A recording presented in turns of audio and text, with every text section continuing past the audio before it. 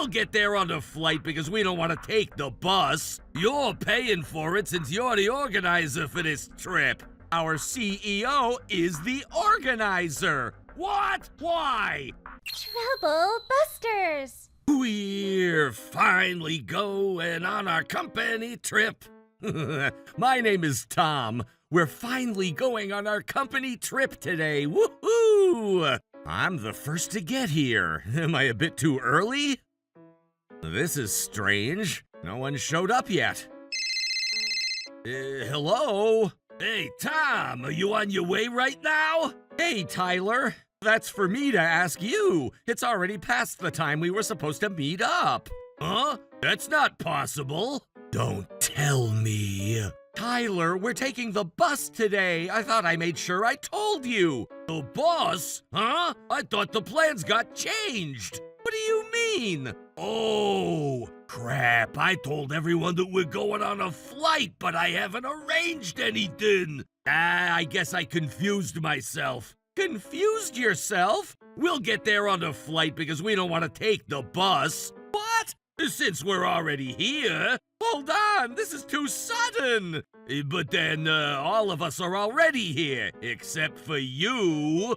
Hold on, it doesn't say anywhere on our itinerary that we're meeting up at the airport. In this case, because of this misunderstanding. Tom, don't you get it? This problem will be solved if you agree to get here at the airport. Why would you say that? Besides, we can't catch a flight so last minute. A miracle just happened and they have enough open spots for the flight. I just purchased the tickets right now. Oh, stop proceeding with it on your own. What about the bus? You're paying for it since you're the organizer for this trip. What? Huh? The organizer? Yup, you're the organizer and you're responsible for all the bookings. You're not making any sense. Besides, you're misunderstanding something. You should cancel your tickets right now and head over here. No way, I already purchased the flight tickets. Besides, trips are better when we go on a flight. I don't appreciate the fact that you chose the bus on your own discretion. You should blame yourself instead of blaming me for it. I'm not talking about who to blame. Yikes! What's the matter? Tyler, I ask you to think about this once more. I say this for your sake and everyone else's sake. I'll talk to the bus driver to make sure they wait for all of us, so please. Tom, how much did we spend on the bus this time? It was $50 per person.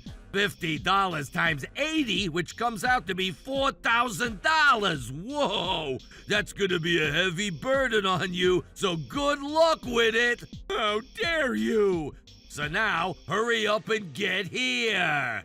Not only is he doing this on his own, but he's also trying to make me pay for the entire cancellation of the bus. I tried to warn him as much as I could, but he didn't care to listen. I don't care anymore. You opened the gate to the demon world. I'm not letting him get away with this. Trouble Busters! CEO! What about our CEO? He said that he's gonna be a little late today. Yup, and I don't think he'll ever show up at the airport. What makes you say that? Our CEO is the organizer. What?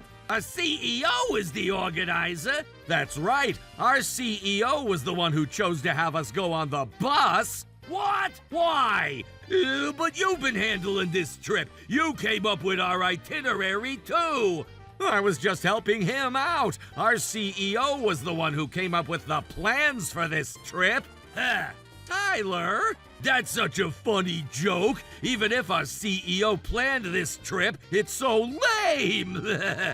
I wish I could tell him that he should come up with better plans. Tyler, what's wrong with saying what comes up in my mind? He's not around anyway. I'm sorry if this plan was lame. That's right. Wait, huh? It's me, Joseph. Oh, hello, sir. No way. This must be a mistake. Maybe Tom thought it was funny to mimic him. Tyler, look at your cell phone screen. Huh? Oh my goodness. Hello, Tyler. He wasn't joking. Based on what you said, I'd have to pay for the entire cancellation of the bus fee today, right? No, I never said that. It's a lie. Yes, you did. You said it earlier. Oh, I don't know. You're not getting away with it. I was listening this entire time. I was on the phone with Tom. I forgot to tell you, but I had you on a speaker phone. Your voice was heard inside this entire bus. What? That's it! Tyler, why is this happening right now? I wasn't aware that we were taking the bus. I see. I guess we all make mistakes from time to time. Oh, sir, that's right. I got confused. Sir, are you sure about this? But then, it's all up to the reason. Our itinerary stated that we were taking the bus. It also stated where we were meeting up, and it's hard to believe that you got confused. I'd understand if you were the only one at the airport, but why are all 80 of the other employees there too? Does anyone know anything about this? Well, actually, Tyler. It was forged! What? Sir, this scheme was plotted by Tom. He must have forged our itinerary when he was passing it out to everyone. Why would I ever do anything like that? You thought you could impress our CEO by making all of us make a mistake, while you happen to be the only person who shows up where he intended to. I only get greedy when I'm gambling. You seem quite suspicious, trying to act as if you're in the right. Do you have proof that you didn't forge it? There's no way all 80 of us ended up getting confused. How dare you? Tom isn't in the wrong. Hey, stop protecting Tom. You're supposed to be protecting me. Will you tell me what you know? The itinerary wasn't forged to begin with. Hey, wait! It said that we were going to take the bus. Was that so? In that case, why did you guys decide to show up at the airport? Tyler told all of us that the plans had changed and we were going on a flight. Huh? Both of you have been on a business trip and you weren't in the office yesterday, but Tyler said that he made sure he switched our plans to be on a flight. So that's why we trusted him. Hold on. Stop lying. Lying is guilty.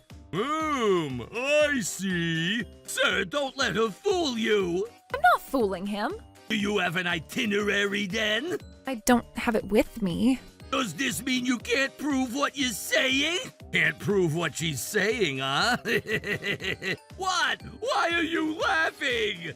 Well then, let's assume that what you're saying was on the itinerary. But then, do you have any explanation about how you were booking flight tickets after I told you that it was gonna be a bus trip earlier? Tom, will you tell me more about that? You weren't there at that time, let me tell you. Oh my. He's retaliating. Thanks for telling me that you were booking the flight as we were speaking earlier. Tyler, any explanation? Well, I figured we have no choice but to buy the flight tickets since we're all at the airport. It takes time for us to get back to the office from the airport, right? I was just being flexible with the plans. But I told you that I was going to talk to the bus company. I thought we shouldn't be causing them trouble. A last-minute cancellation is a bigger trouble than that. You keep giving lousy excuses that don't even make sense. Sir? What is it? I have the itinerary. It was in my purse. What? Oh, no! Excellent. Let's see. There! It says we're taking the bus. Oh, you lied to us that you got confused. This is all happening because you tried to change the plans to have us all take the flight all on your own. On my own? I planned to tell you, though. I just didn't have the chance to tell you. This isn't even about the chance to tell anyone. What made you think it was okay for you to switch up the plans without talking to us? You can't change the plans without talking to the organizer. Oh, please don't make it sound so bad. I did it for the sake of Tom. For my sake? As you know, I thought Tom was the organizer of this trip. Since he was handling everything on his own, I wanted to help him out. That doesn't answer his question at all. If you really cared about me, you wouldn't have tried to make me pay for the entire cancellation of the bus fee. Right. That's a whole different story. The organizer should be responsible for those kinds of things. You're not making any sense. If that's what you're saying, you should have stopped me. That's why I told you to cancel the flight tickets as soon as you can. But you were the one who ignored me. It's important to use my best discretion instead of taking other people's words for it, right? You're just giving a sophism. You weren't using your best discretion, but you were rather just being selfish about it. How dare you! How dare you! Stop copying me! But then, I'm truly disappointed for this to happen with the company trip that everyone's been looking forward to! Sir, I'm the one who's disappointed! What? He's still snapping back at this point. Geez, he's so stubborn! Why didn't we plan to go on a flight to begin with? What do you mean by that? Going on a flight is more exciting and it saves all of our time. This means that you created a cause for us to get confused about this. This makes us even. No, you were the only person who confused yourself. You don't understand a thing, do you? Huh? The route that we're taking on the bus will get us to a lot of nice views, and that was part of what I wanted everyone to enjoy about the trip. Trub Fall and the Halami Hills. I know you like nature too. I guess. I wanted to take in as many requests from everyone as possible, so I decided to make this trip into something that everyone can feel refreshed with. But I guess that was all for nothing. I never knew you cared about us so much. That's right. You've taken his kindness for granted by being so selfish. I'm going to head over to you guys right now. Me too. Although I didn't know the truth, I feel bad for causing you guys trouble like this. Oh, everyone! Hold on a second. What about me? I already bought the flight tickets. I can't cancel it anymore. That's not really our problem. You guys all showed up here because you chose to trust me, and you guys are obligated to come with me. Well then, you have no choice since you already bought the tickets. There's no point in continuing this argument. All of you guys at the airport can go ahead and take the flight. I'll talk to the bus company about this. Does this mean that you're forgiving me? That's not what I'm trying to say. What? Why not? I mean, why did you think you'd be forgiven? Don't you get it based on what we've been talking about? I don't even know how you stay so optimistic. I don't need you to be complimenting me right now. Anyway, yes? We need to catch our transportation, whether it be the bus or the flight. We'll talk after we get there. Sir, are you sure about this?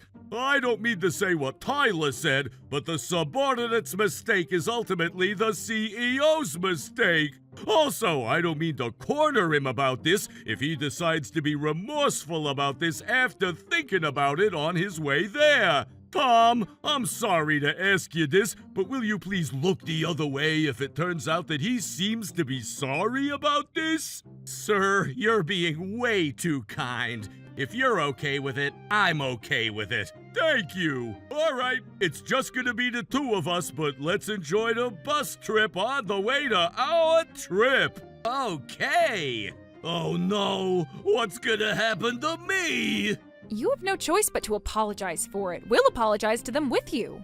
Based on how he was acting earlier, I don't think he'll forgive me no matter how much I apologize. But then, I need to kiss up to him no matter what it takes. Wait, actually, I have a plan. The air is so fresh. Mr. Joseph, Tom. Tyler, you look happy. I have great news. Huh?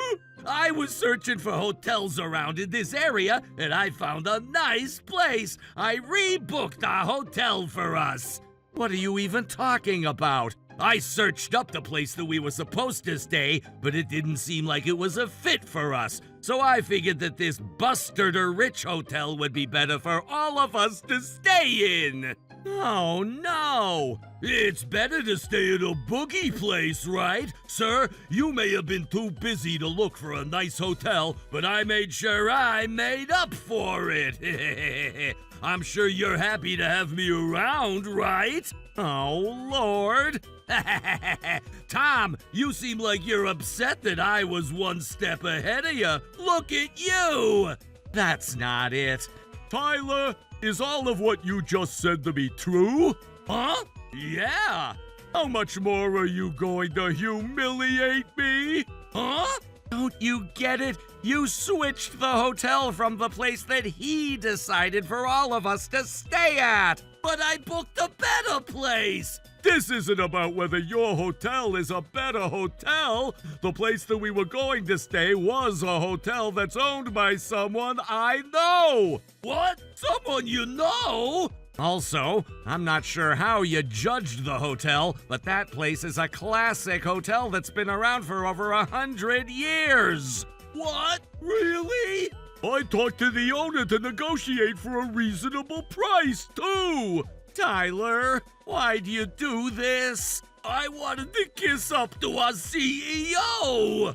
I mean, after hearing all that I said about how he planned this trip for us, you should have known that there was something about our stay, too.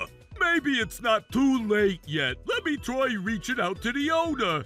Sir, would you kindly wait to do that for a bit? What am I gonna wait on? It's a little too late to reach out to them. I mean, you wouldn't want to cause them trouble. Even then, I need to talk to them about this. Sir, will you please reconsider this? Tyler, why are you trying to stop him from calling the hotel? Is there something that you don't want him to find out? That's not true. He looks super suspicious. Hello, it's me. He's already on the phone with them. I'm sorry, I'm calling about the cancellation for our reservation. I see. Is that what happened?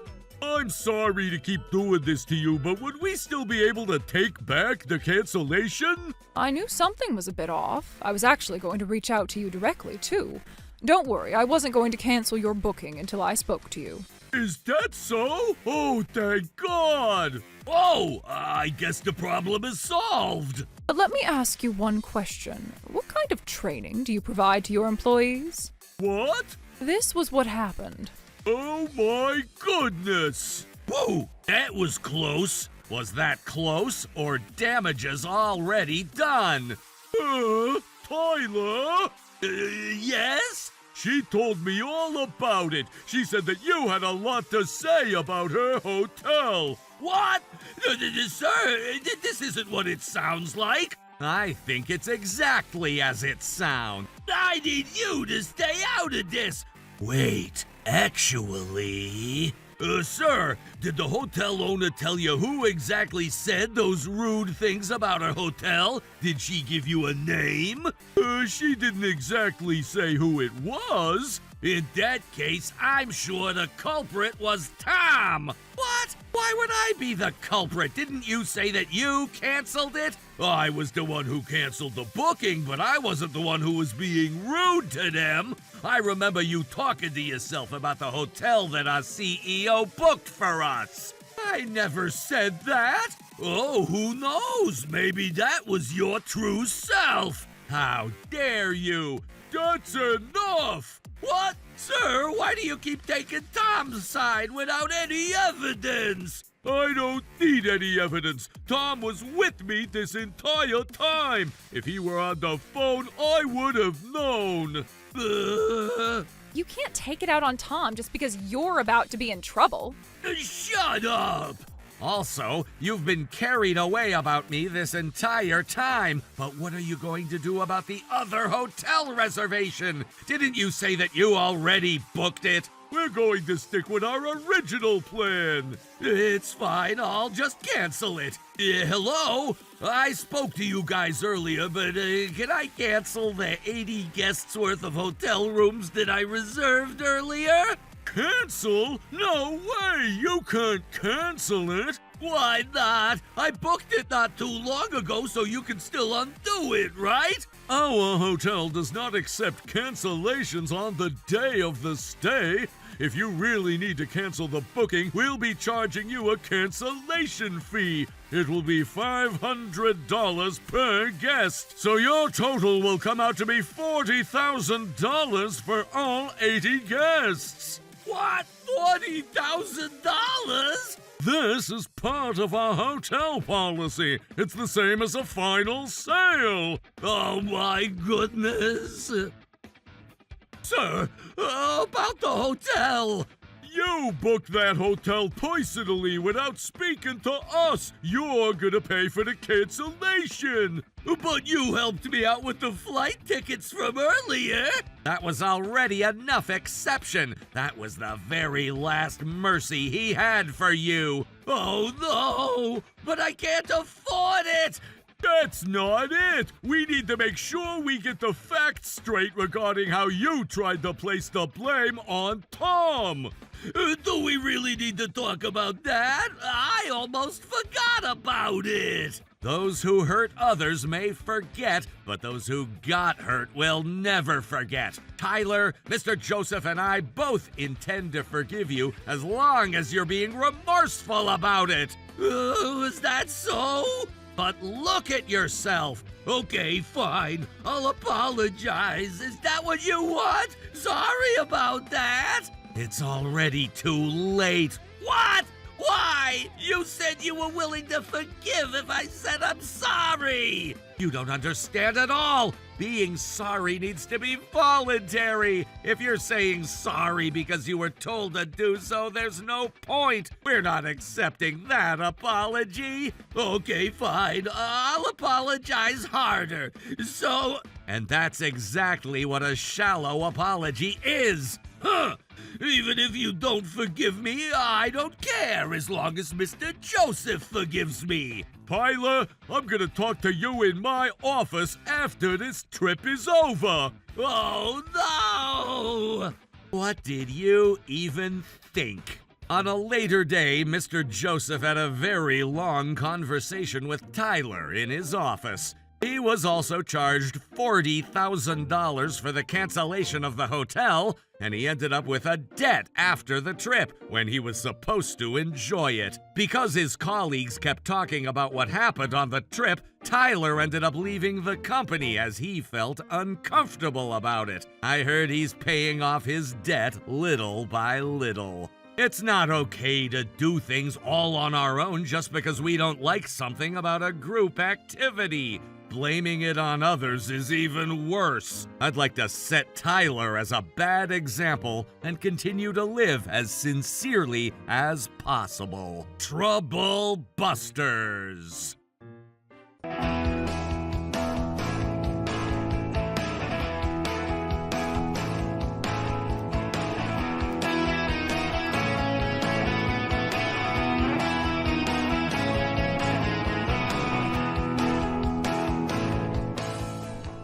I'm so sorry, we can't do that. I'm terminating our contract with you if you don't do as I say. I see. Is this your answer? I see how it is. Trouble Busters! My name is Tom. I'm visiting Mr. Turner, the manager at the grocery store that's one of my vendors, since he wanted to meet with me. What? Are you asking us to provide you triple the amount of produce that we currently provide? Yes, please. We tend to harvest a lot less produce during the storm season. Even the greenhouse-grown produce will be affected by this. So what? We'd like to continue providing the amount that's agreed upon in our contract term. You're saying that you can't handle our demand, right? I'm sorry to even ask. Let me assure you, though, that we work hard to ensure that we use the best quality soil and fertilizer to ensure that we can deliver you the finest produce possible. We've also been providing you the top quality produce out of all that we harvest. Most vendors would never demand larger shipments during the storm season. I've been meaning to tell you this, but your company doesn't seem to be motivated at all, and we've been skeptical about you. This guy just won't take anything but yes as an answer. I see. Is this your answer? I see how it is. I don't even know what else he's going to entitle himself to demand if I ever agree to fulfill such a ridiculous request. Your company prides itself in being one of the largest grocery stores in the nation, but that doesn't make it okay for you to demand anything you want. Thanks for goddamn everything. I'm not letting him get away with this. Trouble Busters! Thank you for calling Terrific Tom's Farm, Inc. I need you to get here right now, Tom. Right now, okay? Sir, where are you headed to? Somewhere exciting is happening. I'm sure he's flustered based on how he sounded. As I thought, the storm arrived this month. I'm sure he's in trouble for being forced to take a larger inventory. Where is Tom? What a shambles, huh? Tom, I've been waiting for you. Only because we used to work together. So? We're in a crisis right now, and I can't talk to you here. Let's talk somewhere else. Your store is quite chaotic. What's going on? It's all because you didn't stop me from doing what I was trying to do. I don't quite know what you're talking about. I told you that you shouldn't be purchasing higher inventory during the storm season, right? Even if you did, you weren't being convincing enough. That was why I never changed my mind, and I ended up being deceived by a different vendor. Are you sure you can provide us with more shipment during this season? Sure. I thought she was making it too easy, but after I received a large shipment from her, you ended up getting a huge number of complaints, right? What? How do you even? I'm a professional in the farming industry. I knew exactly what was about to happen. Why didn't you tell me beforehand? I told you something similar, but you said, I'm terminating our contract with you if you don't do as I say. And you ended up terminating it one-sidedly without even listening. That was just to motivate you. What kind of punishment is that? Are you making me do a 161-pitch outing? Whatever. I just need to reinstate our contract with you. I need you to ship us the finest quality produce possible. No way! Why not? I'm offering you a job to do. We already signed a contract with a new vendor after you terminated your business with us. What? How? That's way too fast. I had to act fast after losing such a large business with your company. Not only to protect myself, but I had to act swiftly to protect my employees and their family members. I couldn't let us go out of business. The day you terminated business with us, I went around looking for a new company that could sign a contract with us. Okay, you can tell me about it later. Stop trying to control this conversation. Either way, we're not reinstating our contract with you. We've been business partners for all these years, though. Can't you have mercy on us? Not when you had absolutely no mercy on us. I don't even know what makes you think it's okay to even ask. Oh, please! In order for us to stop these complaints as swiftly as possible, we need to overwrite the current matter by providing a high-quality product. You should probably start off with refunds. If I provide a refund to every complaining customer, our HQ is going to end up finding out about this. Are you saying that this would have been okay if it was a smaller amount? I could conceal it. What? I could exchange the poor quality produce with the high quality produce. We can refund to the customers who won't agree to this solution. Either way, you'd have to pay for the produce you purchased from us. I hope you give us a discount just this one time, so please. Do you really think that I'd agree to such a ridiculous demand? You should report to HQ about this to see if you can get their support. I can't do that. Why not? I haven't told anything about these massive complaints yet. Why? I'll get in trouble. You're acting like a kid. Our grocery store prides itself on providing the finest quality produce at an affordable price. We've been awarded Best Grocery Market in the nation for the last several years, too.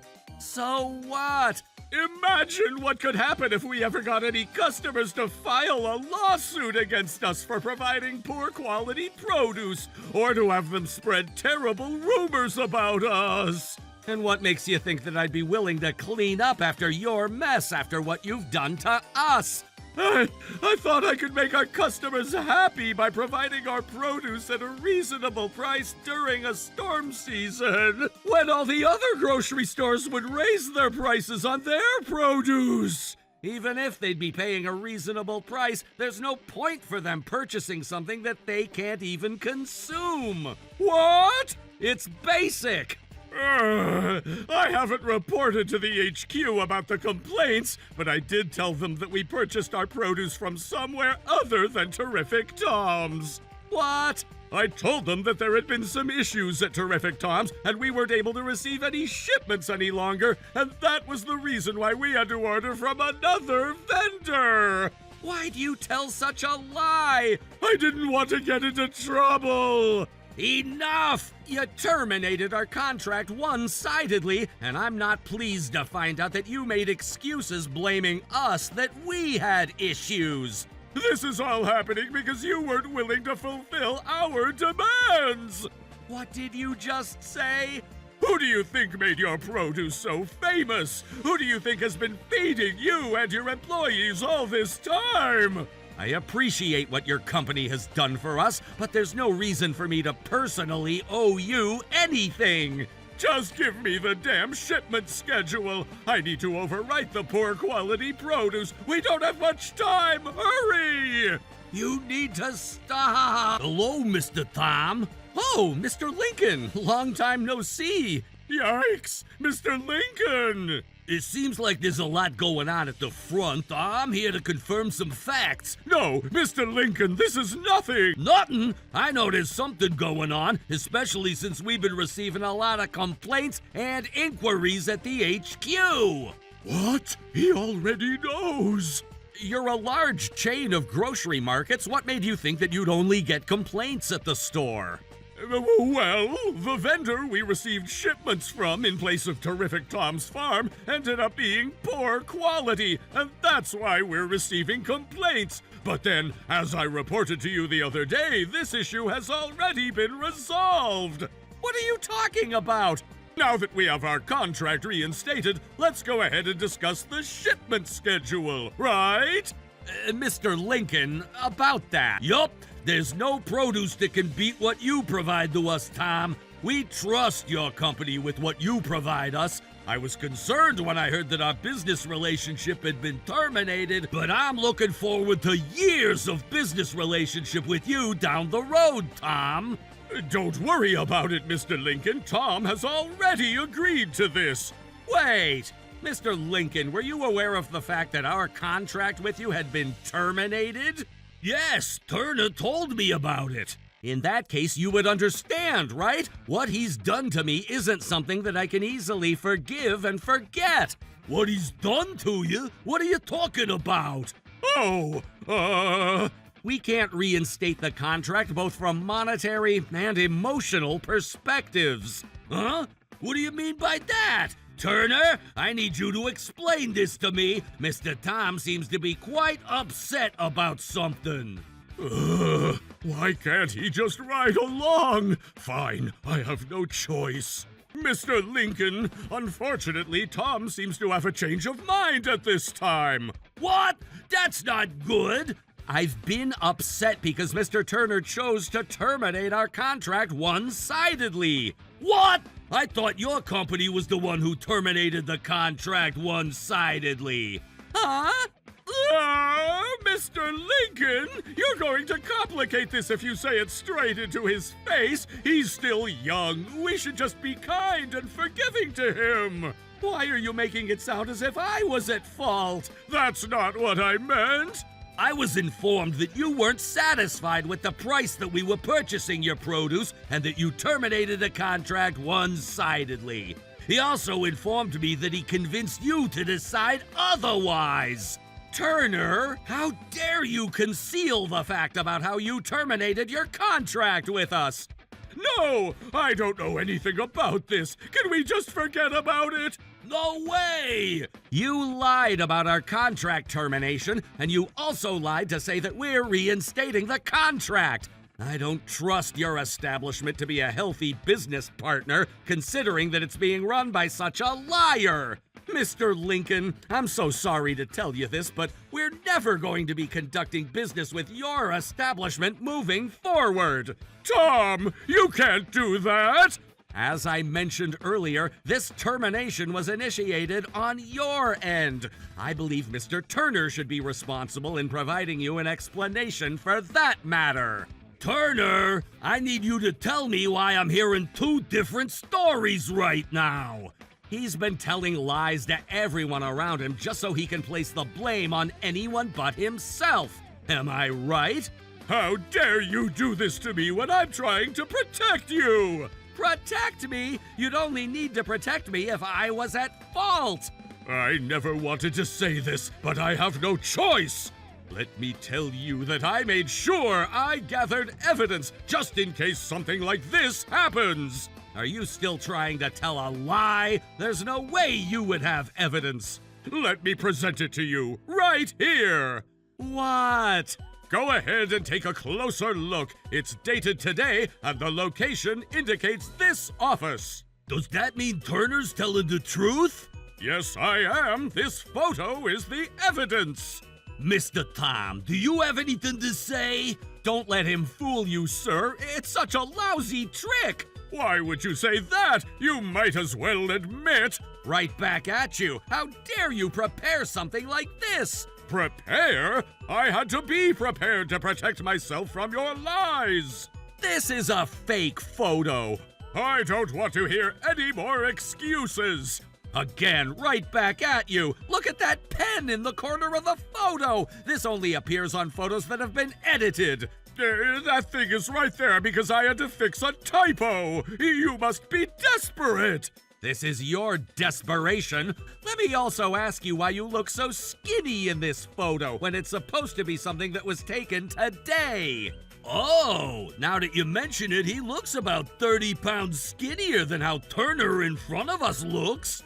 Yikes! I got carried away faking this photo and I didn't think about my current body weight. Why did I get so fat, even though I haven't been eating much more than I used to? Turner, explain this to me. I believe it's because of rebounding after being on a diet. That's way too rapid! People don't gain 30 pounds in a matter of an hour! If we spend a moment analyzing this photo, we can figure out that this photo is fake! Something that can be done easily can always be undone easily, too. Do you get it? It's okay. Just forget it. Forget it? You're the one who presented this photo! Let me go ahead and check to see if it's real.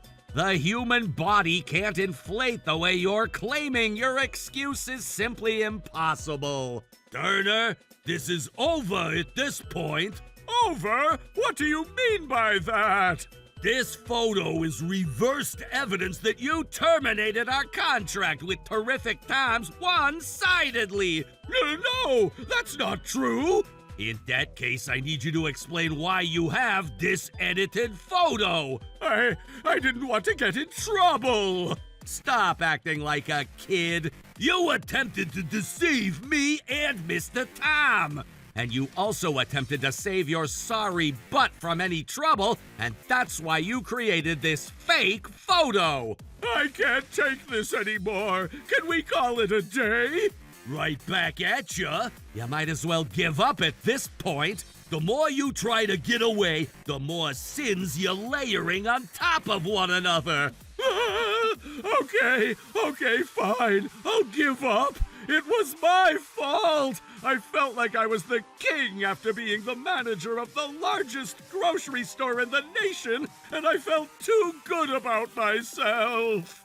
How dare you take advantage of your position as a manager to satisfy your ego? I mean, everyone would do as I say. I felt great. You're terrible. Now that we all know the truth, you're going to be facing your consequences. If I do that, would I stay safe in my future? Stop trying to protect yourself after what you've done. We were finally able to get to the bottom of the facts. He realized that he'd only aggravate the situation if he continued to try and get away with this trouble, and he started telling all the truth. I'm terribly sorry for what my employee has done. If only you're willing to, we hope we could work together again. I guess I owe you, Mr. Lincoln.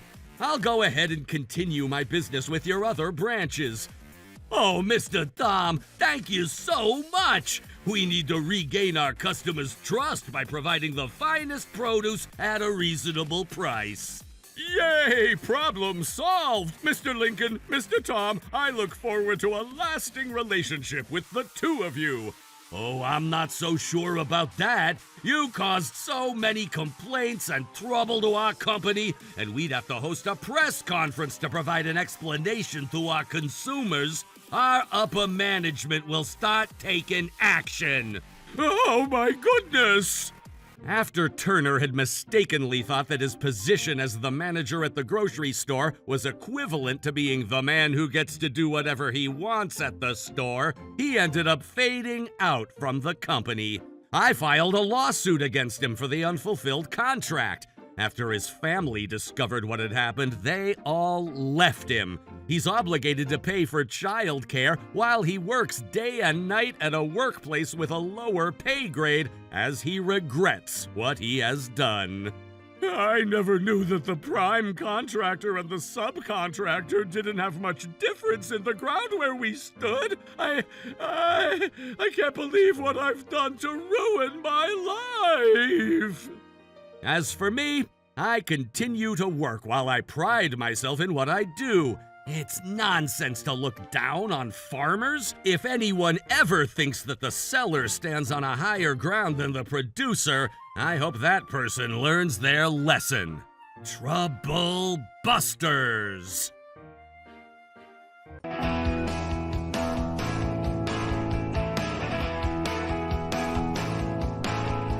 Where are you? We are in Singapore! What? Huh? Why? Because the branch manager said he wanted to go to Singapore. Can't be helped. You're not in the States then? Whoops, sorry. You can cancel if your failure runs the business, right? Sir, you heard the man. I see. He really thinks he can do whatever he wants. This sucks. I don't want to do some stupid business meeting with hella traders. There are too many meetings here, man. This sucks. Why don't we just do it all online? Mr. Gary, we need to get ready or we won't make it to the appointment on time. I don't wanna. It's cold and I don't want to go. I'm not going. Come on. You canceled last second on the other meeting too, and you were chewed out by the branch manager. What? Shut the hell up, you lanky kid. Oh, you go for me, carrothead. I'm not prepared for that when it sprung up on me last second. It's been decided. Woo, done. If you don't go, everyone's in trouble. I'm gonna go smoke. Wait, hang on, sir. What a terrible day. My name is Alan. I work at Blue Pioneer in the International Affairs Department. I'm a 32-year-old project manager. My job is fulfilling, and most of my coworkers and bosses are great people. But the only person I can't get along with is Manager Gary. Why is he always like this? He studied overseas, so he's got great language skills. He's even really good at his job. If he just tried. But he never understands how other people feel. That annoying little... Gary was essentially a psychopath. He says and does things that you wouldn't believe. When the woman he was working with on a project got pregnant, he removed her from the project because her pregnancy wasn't cost efficient. The branch manager isn't the type to shut this kind of thing down. They have to be the guy that catches this kind of behavior and stop it. Hey, Alan. Oh, yes, sir? About this year's company getaway. It's coming up, isn't it? You're in charge of it, but have you made reservations already? Nope. What? You should probably start soon, no? You only have 3 weeks left. How am I supposed to find a place to stay for 3 nights and 4 days for 40 people while keeping it all under $300 each? Wait, you've done nothing at all? Correct. So you do something about it. What? it! I can't just have you spring that on me like that. Come on! Does the branch manager know about this? I told him I was planning the best getaway ever. You can't just say that! I can't handle it! I don't know what to do! Come on, don't lie. I know about your brother and his little resort in Miami. I heard you talking to the secretary, Sally. Yeah, my brother does have a resort going on. They can't just spring that on him either. Oh, you want to play like that? Wow, you just ruined everyone's getaway. Whoa! Wait, stop! You're making me look bad! Then I guess I'll just ask Sally myself. Don't bother her either! Then you ask your brother. Fine. There we go. Now we have a domestic plan. I'll ask him for the international plan. Hey, Andrew, you can say no if it's any bother at all, but What is it? Don't be like that, bro. Spit it out. I felt horrible, but I told him what my boss told me. Oh, that's it? Okay, sure. I'll prepare the best plan for you. Thanks, Andrew. Sir, he says it'll be able to prepare a $1,000 per person plan for everyone at your asking price. Perfect! He's your brother, so you just gotta ask. All right, Ellen isn't around. Sir, I have to talk to you about the company getaway. Whoa, where are we headed this year? Well, would you like Miami or Singapore? What? I get to choose from the two? How lovely. You have to choose from several plans. That's the world standard. Wow, look at you, Mr. International. Now this constantly lecturing idiot will look at me in a positive light. Perfect! Everything is perfect! All the plans are so appealing. I don't know which one to choose. Then how about we go to Singapore to study their production while we're on our company getaway? We're in their international affairs department. We should use our international skills overseas. You should make the right choice for all of us. If that's what you think is best, then let's go to Singapore. I'm gonna show the peasants my international skills. I'll just tell them on the day of. If it's a family-run business, there's not gonna be any cancellation fees. You should come with everyone else, man. You're a guest too. I can't do that. I know I pushed this onto you. I want to help you out. You're still just as hardworking as I remember, Ally Wally. You're the owner's older brother. You should be a little more proud. Nah, that's not who I am. Anyway, Ally Wally? Seriously? Yeah, okay, Ally Wally. I showed up at the Dreamwell Resort that my brother Andrew runs a day before to help out the manager, Sally. I wanted to grab a drink with you since it's been so long. And I want to see you work with too. They're all great people. There's one person that is a little tricky, though. Ah, your boss. Seriously, you saved my hide. Thanks. He's too good of a person. All right, we're set. Now we just wait for everyone. This is weird. Everyone should be here already. How about you call them? I've been calling my boss this whole time, but he won't pick up. Hello, this is Gary. Finally, you answered. Well, what is it? What do you mean? No one is here. Oh, you're in Miami? Yes, I came here yesterday to get everything ready and welcome everyone. Where are you and everyone else? We're all together, of course. Where are you all now? We are in Singapore. What? Huh? Why? Because the branch manager said he wanted to go to Singapore. Couldn't be helped. So you're not even in the States? Sorry, whoops. I mean, it's a family-run place, so you can cancel for free, right? No, that's insane! My brother was getting everything ready for this. He was gonna give a grand welcome. This is going too far. What? It's just a domestic trip, and it's literally Miami. If we're going on a trip, no one wants to go to some crappy place in Florida. They want to go to Singapore. Use your head, man. This is horrible. We had the lunch ready and everything. Sorry. Whatever. You can eat for all of us alone. Oh, are you crying? Come on, man. You can just relax with your younger brother in Miami. I'll buy you some chocolates or something. How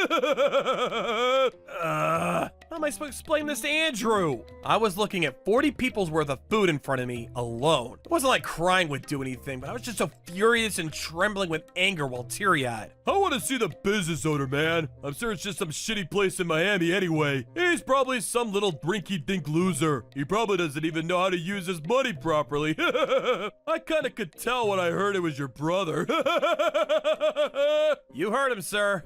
I see. He's got something coming. I'm never gonna forgive him. Trouble Buster! Oh, this is it for him.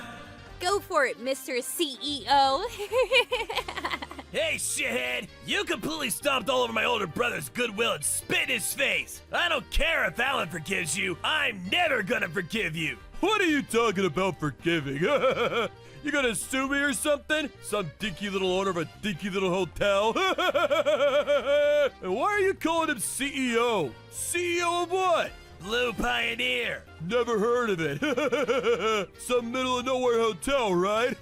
Wait, Blue Pioneer? My company? What? The CEO of... Wait, hold on, what? You're kidding! Why is there shit CEO in Miami? What? Oh, come on. You forgot your CEO's voice already? I know you. Blue Pioneer, International Affairs Department Section Manager, Gary Newman. What? Are you serious? The CEO? I've been saying that. You're a little slow, aren't you? What? Why is there CEO there? Gary, there's more relevant questions, aren't there? What do you mean? You don't get it, do you? You've just canceled for 40 people over 4 days without any prior notice. But that's just a hotel that Alan's younger brother runs. And? If it's a family-run business, it shouldn't cost cancellation fees, right? So we had that reserved as just in case for if Singapore didn't work out. You know, I'm gonna say this bluntly so even an idiot like you understands. But canceling without prior notice is a horrible, horrible thing to do. I didn't even sue you for it, you understand? Sir, you're exaggerating. Besides, I never signed anything with this hotel. You really don't know how the world works, do you? You asked to sign up and made a reservation. That's already a contract. What? In other words, if you cancel without any emergent reason like injury or sickness, it can even be taken to criminal courts. But... This time, you were clearly malicious, so... We're not going to forgive you. So let's talk about our company policies, huh? Policy number 24. An employee who causes any kind of criminal case will be deemed as unfit for service and will in general be terminated immediately. It's clear as day. In other words, you're fired. Rip. This is all because of Alan! I see. It's his fault. Why is that? Because he screwed up the dates! Ah, so the reservations were wrong to begin with. Exactly! What a clumsy little fool! Well, that's weird. You're in Singapore. Why?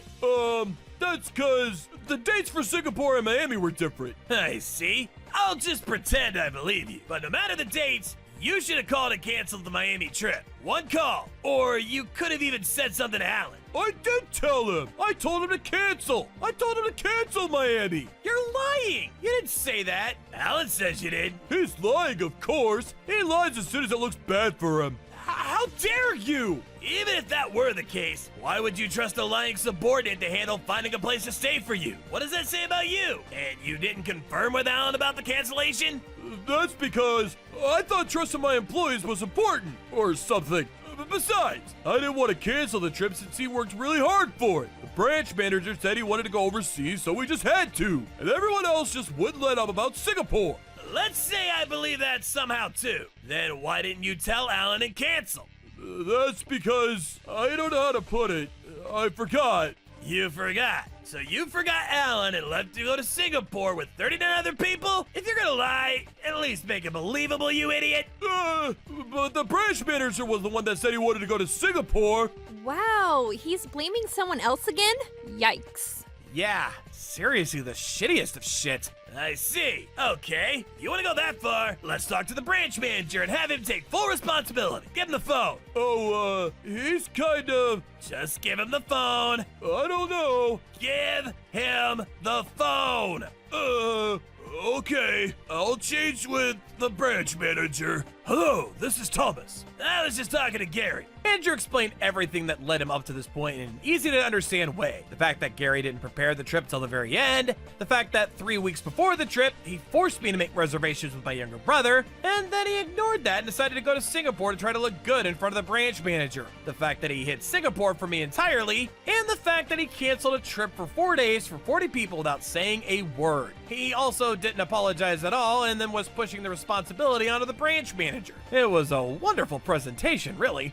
I can't believe it. I didn't know, but I'm so sorry, Alan. I know it's not something that I can just apologize and make it go away, but please let him apologize. Sir, you and everyone else didn't know anything about Miami and you went to Singapore. It's not your fault. I know you've been looking forward to this for months now, so please have fun with everyone. It's not you or anyone else's fault, but I can't forgive Gary. It's one thing if he's mean to me, but I feel horrible for my younger brother and the manager over here. I agree with you completely. What Gary did is morally and legally completely wrong. Seriously, how could you, Gary? I feel so bad for Alan. Yeah, you're seriously the worst, leaving him out like that. He's always working so hard for us. He should be the one enjoying the trip and not you. How horrible do you have to be? He wouldn't know. He's got no heart, even when my father passed away. Even if he doesn't have a heart, he should know how financial losses work. He's not a complete idiot. Are you hearing us, sir? We really had no intention of leaving you out. Mr. Gary said that you were sick. We're sorry we didn't notice earlier. Sorry, sir. Guys, thank you so much. That's all I needed to hear. You're seriously too good of a person. You're such a great guy, Alan. Yeah, that's what Alan is saying, not me. I'm not gonna forgive you. Sir, I didn't have any bad intentions. Seriously, really? I was lecturing you on morals and legal issues a second ago. This is now personal. First off, the dumb younger brother is my actual brother. What? He's so surprised. I didn't want to put it in everyone's face, but oh well. I didn't tell anyone, but Blue Pioneer was started by my younger brother while he was still in college. He had incredible talent, but he hated being social and was slightly antisocial, so he always dealt with the company remotely without showing his face. The only person that knew what he looked like was me. We're gonna leave the legal stuff aside, and I'm gonna tell you now. I'm pissed that you mocked my older brother like that. Oh, no. I know he's a little too kind and clumsy sometimes, but a trash, rotten loser psycho like you has no right to talk shit to him. And you talk trash about my resort, too. Something about Dinky? I didn't say anything that bad. If I had known it was you, I wouldn't have done this. Seriously. What? Are you still kind of stupid? You don't understand at all. Gary! I'm so sorry, Alan. He's my employee and his mistakes are my mistakes. I'm so sorry that I didn't manage correctly. It's my fault. Oh, it's not your fault, sir. No, it is. I always thought his behavior was completely wrong. I knew I needed to say something, but I didn't want to cause any problems, so I just kept putting it off. As a result, I caused problems all the way up to the CEO. I'm gonna pay for the cancellations fees as soon as I make it back home. You really don't have to. It's not your fault. Yeah, it's the run bus. Gary's fault. Andrew, I'm really sorry for causing you problems too. I should have been more careful knowing how Gary was. You're kinda naive, so... I'm sorry, Miss Sally. I truly am sorry for all this. It's not your fault, Ally Wally. Alan, forgive me too! Come on! You can put in a good word to your brother and CEO, right? You. I'm never gonna forgive you! I'm gonna figure out how to chase you down. Don't worry, just you wait, you psychotic moron! Damn it! Why? I just canceled without any notice. Gary was terminated and then sued for canceling without prior notice and paid settlement. Andrew took a clean $50,000. Gary, the ex-manager, was dumped by his wife and kids too, so he's been looking for a new place of employment, but no one wanted to hire a middle-aged man who was fired because he canceled without prior notice. And as for me, welcome to the only resort you need. Enjoy your stay. You're really getting used to this, Alan. I moved apartments per Andrew's orders, and I run management for the resort of Blue Pioneer. Hey, Alan, I think I kind of like you. Sally? Every problem is an opportunity in disguise. Leave already. Thanks for raising our son, but I don't need you anymore, so I want a divorce. A divorce? Yes, a divorce. If that's the case, I'll tell you the reason I endured this life with you for 20 years. Huh? Yes, Sam, I'd like to receive this month's living expenses. To spend on what? We need to buy a suit and go to a photo studio to take pictures. We have my suits. You can take the photos. You should cut down our costs for the graduation ceremony. It's his once-in-a-lifetime graduation ceremony, so we should get a new suit. No, I'm cutting costs. My name is Melanie. I married my husband Sam 20 years ago. He's overbearing and not interested in me or our son. My love for him has completely gone away. Also, why do you need extra money for our electric bill? I think it'll start getting colder this month, so I want to start putting on the heater. Turn it off when I'm not home. Cut costs here too. What's with that look on your face? It's nothing. I'm not working to earn your heating expenses. I know, but Stop thinking about wasteful spending and start thinking about how to help me focus on my job. If my salary goes up, I can give you some extra money. there's something I want to discuss about our family's expenses. What? As you know, our monthly living expenses are tight, so I'm thinking of increasing my part-time job from 3 days a week to 5 days. Your part-time job at the grocery store? Yes, they don't have enough workers, so there's a job opening right now, and if I work more, I could become a full-time employee one day. Full-time? Yes, Richard is already an adult now, so it shouldn't be a problem. This is a problem. With you being so clumsy, I'm sure you'd start neglecting things at home. I intend to keep everything running smoothly at home. There's no way you could handle it. No, I'm sure I can. So what? Huh? Are you saying my salary isn't good enough for you? No, that's not what I'm... Yes, it is. If you don't like it, you're welcome to leave. Then again, a stupid woman like you would probably just get lost the second you leave the house. Instead of making excuses, fix your budgeting plans and resubmit them to me. Yes. I've been living like this every day, and my only lifeline is just one person. My son, Richard. Mom, it looks like you've got a lot on your plate. I'll wash the dishes. Thank you. The complete opposite of Sam, Richard grew up to be kind and cheerful. He's my pride and joy. He's always been there for me, helping me out. One day he asked me to meet him at a cafe. I have something important to discuss. My heart was pounding as I asked what it was about. To my surprise, Richard told me that he has plans to marry his girlfriend after graduating from vocational school. I was surprised, but this is the life Richard has chosen for himself. I believe in him wholeheartedly and will support him with all my strength. Congrats, Richard! Thanks, Mom. What are they doing here of all places? Hey, Melanie, I saw you two at a cafe at lunch. What were you up to? You should have said something to us. What were you doing there? Was there a reason you couldn't talk to us? I was just taking a detour. Unlike you guys, I'm doing important work. We had important matters to attend to today as well, and don't worry about the coffee expenses. I covered them with the money I earned from my part-time job. What could be so important that you would ignore your duties at home? When are you going to fix the button on my shirt and polish my shoes? I plan on doing it tonight. I work tirelessly from morning to night for your sake. I'm grateful for that. Then I should be your top priority. You're so useless. There's something I've been thinking about for a while now. What is it? When Richard starts working, I plan to make him repay me the costs of his childcare and education expenses. On average, the cost of raising one child is about 10 million yen, and education costs around 10 million yen as well, making it a total of 20 million yen. And that's with the discounts I've applied for him. Don't do that. It's a parent's responsibility to raise their children. Like I care. You don't make any money. You're nothing more than a burden. Oh, God, you're so boring. I have an important announcement to tell you. Richard is getting married. Married? I hope they don't make it a big, flashy event and waste a lot of money. It's not decided yet, but I'm glad Richard will be happy. Getting married doesn't mean you'll be happy. I'm not happy at all. Doesn't building a family make you happy? Is this some kind of joke? I've been part of your family, building a home together for 20 years. You thought of us as family? You're something else. Don't say it like that. Richard's getting married, huh? Once he's married and moves out, it'll only be the two of us left in this house. Huh? If that's the case, there's no point in you being here either. Why don't you leave already? Thanks for raising our kid, but I don't need you anymore, so I want a divorce. A divorce? Yes, a divorce. Huh? Since I married you, there hasn't been a single good thing about this marriage. Sam, why did you marry me? It's obvious. It's because you seemed like you'd be good at raising kids. My first wife used to go out all night and didn't come back one day, so we got divorced. Of course, I took Richard with me, but I can't raise a kid and work full-time at the same time. At first, I had a babysitter, but I suddenly realized that it's cheaper to marry someone who would do everything for me. Do everything for you? Yeah, I knew you wouldn't be out partying like my first wife, and you're not talkative. You can do chores, and you seem to have a liking to Richard, so I knew you'd be fine at home with him. But in reality, it wasn't what I expected. All you do is ask for money and talk back to me. You're just annoying. My first wife actually might have been better, you know. Is that so? Yes, I doubt there's any other reason to marry someone as boring as you. Even if you treated me coldly or disliked me, I've never once thought about leaving home. Of course you wouldn't. Even if you're a useless person, as long as you're married to me, you can live an easy life. Thanks to me, you were able to live like this. You should be grateful. You're wrong. I've thought about getting a divorce, but instead I just put up with you all this time. What a joke.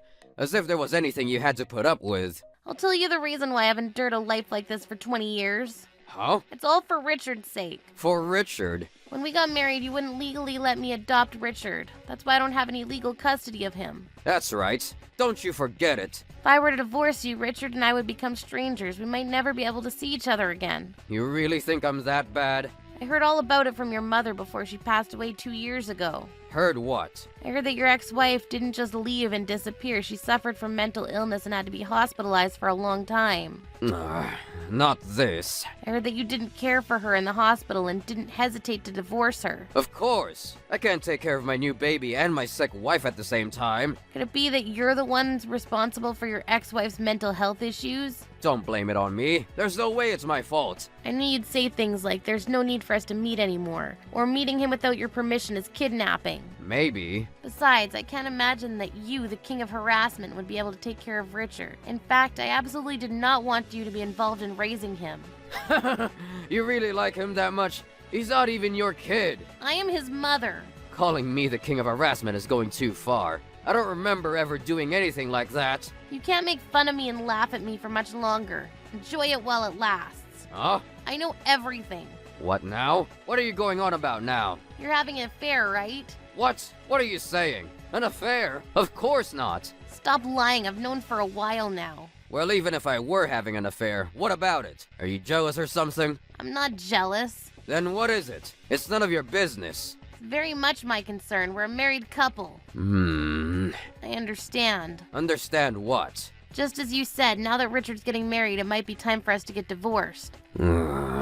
Let's get divorced, and the reason for the divorce will be my husband's emotional abuse and infidelity. What are you saying? You're not planning on fighting and taking this to court, are you? Yes, that's exactly what I mean to do. Stop messing around. Just sign the divorce papers and leave quietly. It's not that simple. You've certainly hurt me through both infidelity and emotional abuse. I've been consulting with a lawyer about this for a while now. A lawyer? Yes. Hold on. I've never emotionally abused you. And you're just saying that I had an affair without any evidence. I haven't admitted to anything. As if you could win a court case without evidence. That's up to the judge to decide, not us. Let's meet through a mediator. Hey! After that, I submitted all the evidence I'd gathered over the years to my lawyer. Wow, you sure collected a lot of evidence. Yes, I have 20 years worth of evidence. Soon after we got married, my husband's emotional abuse started. I soon realized that he didn't intend to leave anything to me or our son in the future. I was prepared for whatever might happen, making sure my son and I could live on our own. With all this, I'm absolutely confident we'll win. Time has finally come for me to put it to good use. I intend to get compensation for the past 20 years of abuse. Please, leave it to me. Yes, I trust you. It's been 20 years, huh? It must have been hard for you. It's been hard, but having my dear son around kept me going. It's almost over now. Yes, I'll persevere. Troublebusters. Felt safe with my lawyer, and soon a waterfall of tears came spilling out of me. After 3 months of mediation in court, Sam's infidelity and emotional abuse were acknowledged. It was a total win for me. While he admitted to the infidelity quickly, he refused acknowledging the emotional abuse. I don't recall any emotional abuse. This audio is an example of emotional abuse, is it not? Melanie, you useless trash! He fought the charges until the very end. Amid all this, Sam's affair partner was discovered. Surprisingly, the woman he was involved with turned out to be married too. On top of that, it was revealed that she was the wife of a senior executive at the company where Sam worked. It appears that there's quite a commotion in his workplace as well. Sam, I want you to think long and hard about what you've done. I'm so sorry. Please go easy on me. As for you, Ruby, I'm divorcing you. What? Please forgive me. Sam ended up paying me 2 million yen in compensation for the affair and paid 2 million yen in compensation to the husband of his affair partner, the senior executive at the company. Additionally, there was 1.5 million yen compensation fee for emotional abuse towards me, making the total sum 5.5 million yen. Sam hates unnecessary expenses, so he just couldn't accept this. Through mediation, it was arranged that Sam would meet me in person with a lawyer present, so he could show me some signs of remorse for what he did to me. Melanie, I can't pay such high compensation fees. Can't you understand? This wasn't a decision I made, so there's nothing I can do about it. It's just as you say. I was wrong, so please stop asking for compensation. It's too late for remorse now. I know. Let's call off the divorce and keep living together at home. Live with you? Yes. You can't live off of a part-time salary on your own, right? I became a full-time employee, not a part-timer, so there's no need for me to worry. Even so, you know, if you live at that house, you wouldn't have to pay rent, so you would be fine even without the compensation. Our house is bigger than the apartment you have now. In that house again? I can't. No way. I don't even want to think about going back to that house. Please, Melanie. Dad, just give up already. Shut up. I'm serious. Wait, that's right. Richard, you should live with us too. How about it, Melanie? That should work, right? Dad, why didn't you just take better care of Mom up until now? Didn't you think that harassment and cheating would hurt Mom? I didn't mean to do anything like that. The person who does the harassing often doesn't realize they're doing it. Oh, really? As for the affair, I thought I would never be caught, so I didn't think about how it might hurt you. I knew for a while now. That's what I hate about you. Ugh. You never say things clearly. If you noticed something, you should have told me. If you had told me you knew, I would have stopped immediately. What? You didn't say anything the whole time. You just quietly gathered evidence and revealed it all at court. Because of you, my job was in danger too. That's your own fault. And then you go and demand compensation? Don't be so petty. That's what I hate about you. Yes, I'm the one that cheated, sure, but you're the one who didn't tell me I'd have to pay compensation if I did. It's all your fault that I have to pay these fees. Same for the emotional abuse. You could have said, that's emotional abuse. If you harass me, I'll demand compensation. It turned out like this because you didn't say anything. I never intended to harass you. I can't sit back and just accept these fees.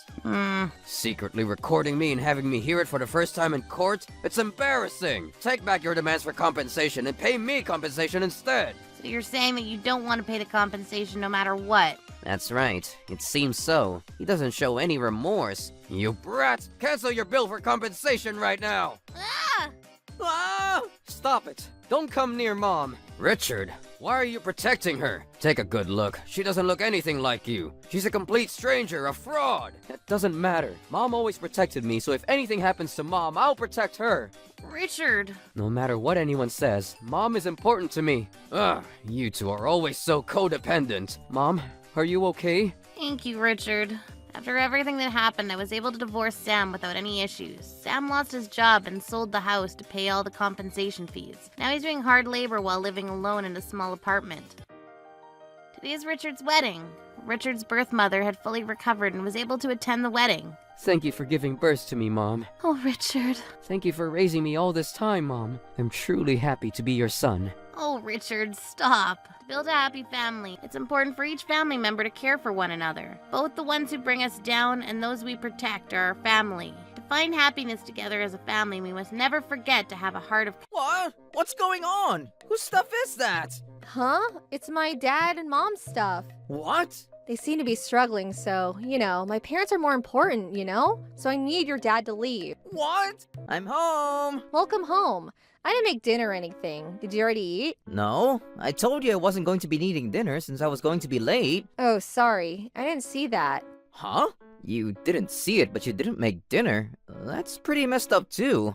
What? Nothing. You changed the bedding? Yeah, it's getting pretty cold, Did you want the lighter blanket still? Nah, I think it's a good idea. I'm gonna go shower. Okay. My name is Alan. I live with my wife Nicole and my father Chris. I make decent pay at a decent position at a decent company. Recently, I've started noticing that my wife Nicole has really been slacking, so I'm thinking that I need to sit down and talk to her soon. Well, Dad's up still. He continued to sneeze 6 more times in a row. I thought he might have caught a cold, so I went to go check up on him. Huh? Dad? Oh, hey, Alan. Welcome home. Why is this room so cold? Turn on the heat. And where are your warmer covers? Well, Nicole told me that it's expensive. I asked about the warmer blankets, and she told me that she didn't want me to go digging around without her permission. So when I asked her what she wanted me to do, she ignored me. Nicole? Oh, it's fine, Dad. Turn on the AC. I'll go find warmer blankets for you. Sorry about that, Alan. I went to the guest room and grabbed a warmer blanket and gave it to my dad. He said that he would finally be able to sleep comfortably, and I told him goodnight before leaving. I headed straight to Nicole's room. I see. Uh-huh. Okay, sure. I'll figure it out. Oh, hey, it might be Alan. I'll call you again. You guys just figure your end out. Okay, bye. Good night. Damn it, Nicole! Why didn't you take out a blanket for Dad?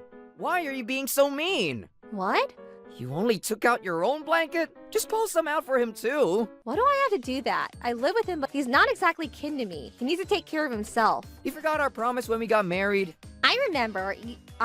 You said I had to take care of your dad too, right? Yeah, that's right. And are you keeping that promise? Of course I am. I allow him to live with us in the same house, and I check sometimes to make sure he hasn't collapsed or died a lonely death. What? That's all caring for him is to you? Yeah, that should be enough. I make sure the dude doesn't die alone while you're not around. I mean, okay, I like that you can look after him while I'm not here, but that's not what I really mean by look after him. Don't try to push your values onto me. Even if that's the cost, you can't tell him not to take out warmer blankets or use the heater. That's going too far. The warmer blankets are for guests and we bought it. The heater too. It makes complete sense for me to tell him not to use the money on his own. That's not a significant amount of money though. You can just buy more blankets and we can cover the heat cost. What? You're not thinking about when we have kids? Kids? Yes, kids cost money. I want them to be able to get all of the lessons that they want. Is that wrong? You don't care about kids. That's why you're not really caring about the small cost. No, that's... If you think your dad is so important, then just think about him. But I'm gonna divorce you. This is getting blown out of proportion. I just want you to consider my dad's feelings a little more is all. We live in his house, you know. We should consider his feelings a little more. That's just because you don't have any money. It's not my fault. Why do I have to cover your ass? I'm not saying take complete care of him. I just want you to make him feel a little more comfortable. Oh my god. We argued for a good 3 hours, but neither of us budged and Nicole just fell asleep upset. Damn it. If this is what's gonna happen, then I shouldn't have beat around the bush. I should have told her specifically what I wanted her to do. My father owns this house, so he don't have to pay rent. He even covers a property tax. I don't think she considers the fact that we're only able to live this comfortably thanks to my father. I don't want to tell her to be thankful or anything, but she shouldn't think this is a given. If only she understood. Hello? Alan, get over here. Nicole brought her parents, and the house is... Damn it, Chris. I said don't call Alan. It's gonna get complicated. This is going too far, Miss Nicole. Shut up. Give it back, Miss Nicole. Hello, Alan. You don't have anything to worry about, Alan. Bye. Hey, Nicole! Nicole! I couldn't help shake the horrible feeling I had about what was happening. I told my boss what was going on and I immediately went back home, but... What? Alan? Damn it, Chris. I told you not to bother him. Now he's blowing it out of proportion. No, this is perfectly within proportion. What's going on? Whose stuff is this? Oh, it's my dad and mom's. What? They seem to be struggling, you know? I told them to come over. It's not like they have to pay rent. What? Hang on a second. I didn't hear anything from you or Dad about this. Well, telling you will only make you try to stop me. That's why I figured I'd just brute force it and make you understand after the fact. That's horrible. You're just trying to get them to move in so that I can't kick them out. It's fine, you'll get used to it. It's not about getting used to it. Huh? But my parents are more important, right? So Chris needs to get out. What? What? Are you saying that my parents are important? I can ask you the same damn thing. Oh yeah, he's not that important. The only reason he needs to go is because this house is crappy. You're the one that's at fault here. This is literally his house. Why would he have to leave? If it's your dad's house, then it's your house. If it's your house, it's my house. That's how being married works, right? I'm not gonna say you're completely wrong, but that's a different story from chasing out my dad from his own house to let your parents live there, right? What? So you don't care about my parents? That's not what I said. But this is not the right way to go about it. So you're telling them to stay the hell out. My dad was let go and kicked out of his apartment. You're still gonna tell me to just abandon them? I didn't say that either. But this is way too forced and I can't agree with it. You should know we don't have the breathing room to let your parents stay with us. Yeah, that's why I'm kicking out your dad. We don't have enough rooms anyway. That's what I'm saying is insane. And it's crazy that you did all of this without even asking me about it first. Alan, there are people looking here. Let's talk inside. Okay. Excuse me, please stop bringing in the furniture. What? What are you talking about? Please bring it in. Nicole, enough! Just give up. Most of it is already inside. You stopping them now does nothing. But most of it is already inside. Alan, let's just have them bring it in. The more we argue, the more we take the movers' time. The movers have nothing to do with it. Sorry, Alan. I'm so sorry. As soon as my husband finds another job, we'll get out. See? Come on, let them stay. I understand you guys have your situation, but I cannot let you guys just force your way in like this. When my father called me, he was clearly confused and distressed. But you ignored him, and just like Nicole, you pushed yourselves into the house. I don't think I can live with people like that. You guys think that as long as you're not suffering, you don't care about other people. That's what it is, right? I'm sorry. We were just really struggling, so this was the only hope we had left. Then why didn't you at least talk to us? Because... It's fine, Dad. I'm sure you don't want to talk about it. The reason that they didn't want to talk about it was because they thought you'd say no. Well, of course I'd say no. We don't have the space or money to look after them. Oh, I see. That makes sense. So you don't have any money because you're useless, so you can't take care of them. Sorry, get out and starve to death. That's what you're saying. I didn't say that. Then what the hell are they supposed to do? I want to help my parents' house. That's what I'm doing. Are you going to help them or not? We could have found a cheap apartment for them to stay at while your father finds a new place to work. You would cover the costs. Why is that not an option? Sorry. If you feel sorry, then you need to find someplace else to live. He'll gladly help you out with that. You don't need to do that, Dad. Why are you trying to chase him out? I'm kind of sad that this is how we reunited, but I want to live with my mom and dad too. Nicole, you've forgotten what it feels like to miss your dad, haven't you? Because you always live with your dad. I mean, but you're doing it all wrong. You're so annoying with the nagging. You're just a piece of shit loser that can't even help your wife's parents out except with a $300 a month cheapo apartment. Then you live in that apartment. What? You do that for us? Of course not! Why does my dad have to leave his own house? And why do I have to leave his house? You only think about you and your dad. I'm thinking about them too.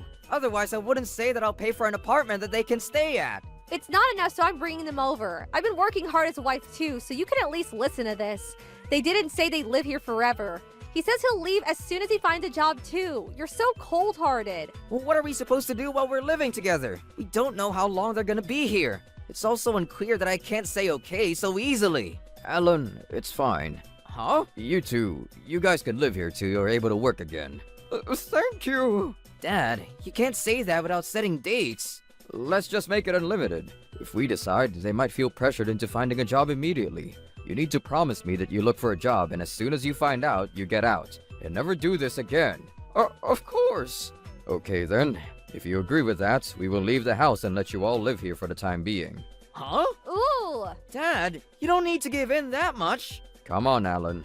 Mr. Cole, please promise us. Once your father finds a job and we live together again, you need to listen to me a little more. I'll do what I can for myself, but I'd like to cook and use the heater a little more freely. Okay. Great. Let's go, Alan. Sure.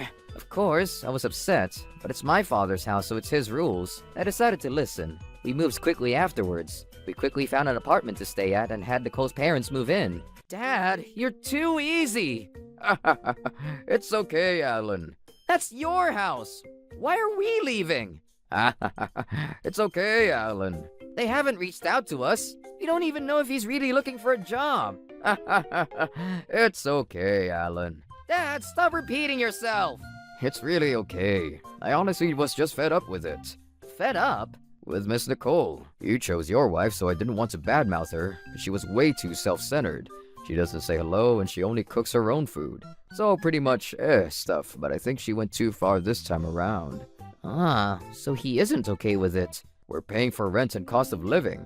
I don't think he's going to look for a job. What? But you let them in anyway. It's okay, Alan. No, it's not okay. I'm paying for that cost of living. You need to tell me what you're thinking.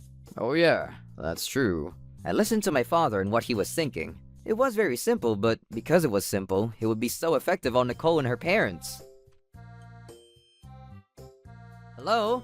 Alan, what the hell? Huh? The electricity, gas, and water all stopped. Well, yeah, that makes sense, doesn't it? I stopped it. What? Why would you do that? Huh? You don't remember? Your father hasn't been going to look for jobs. He's been at the slots. Wait, how did you know that? What do you mean? My father has been going over to your house every day to look at how the job hunt is going. Your father answered at first, but recently they've been starting to just pretend that they're not even home. He's just unwinding a little to blow off some steam. Don't nag. You can blow off steam after you find a job. You guys really haven't been grateful for what we have done, have you? That's why you can have that attitude, right? The way you say things makes it difficult for us to feel grateful. Can you stop talking as if we're the ones at fault here? We've been providing a rent-free house and free food for 4 months. You're not gonna say thank you? I just said that the way you say things makes it difficult for us to feel grateful. Yeah, you're still going on, huh? Whatever, I'm done. You're not gonna understand no matter how long I take to explain. And I'm not that free, so whatever the case, I'm not gonna pay for any of your utilities anymore. Is that something a husband should do? We're all going to die if you do that. Well, I'm not just gonna let you guys live forever doing nothing either. Come on, Alan. Please, at least let us stay alive. For 4 months I did that. but he hasn't even looked hard for a job, so we're not a volunteer group. If you want to help your parents out, then why don't you just do it yourself? Don't try to make things easier with my money in Dad's house. You're going to go that far? If you keep this up, I'm going to start thinking about divorce. What? Divorce? Yeah, you don't want to break up with me, do you? No, I'm pretty much solidified in my decision to divorce you. What? Really? You're the one that's dumping me? Shut up. Yes, I'm not exactly the most popular, but I have enough self-respect to prefer being single over this horrible life. That's a lie. You're dumping this beautiful girl? Yeah, I got married to you too soon. Thinking back now, you never did anything that was wife-worthy. You've got me as a beautiful wife. What more did you want? I really regret it. If only I'd known the kind of person you were before I got married.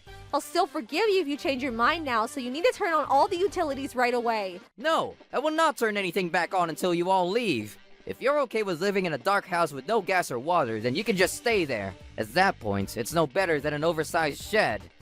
Ah! You're just Alan! Nicole seemed like she had still more to say, but afterwards, I just stopped answering her calls. There's no point in talking to someone you've decided to divorce with. Of course, I'm not paying for living expenses either. I guess it's like war. Starve the enemy out? Alan, enough! I'm seriously going to divorce you! I'm going for another man!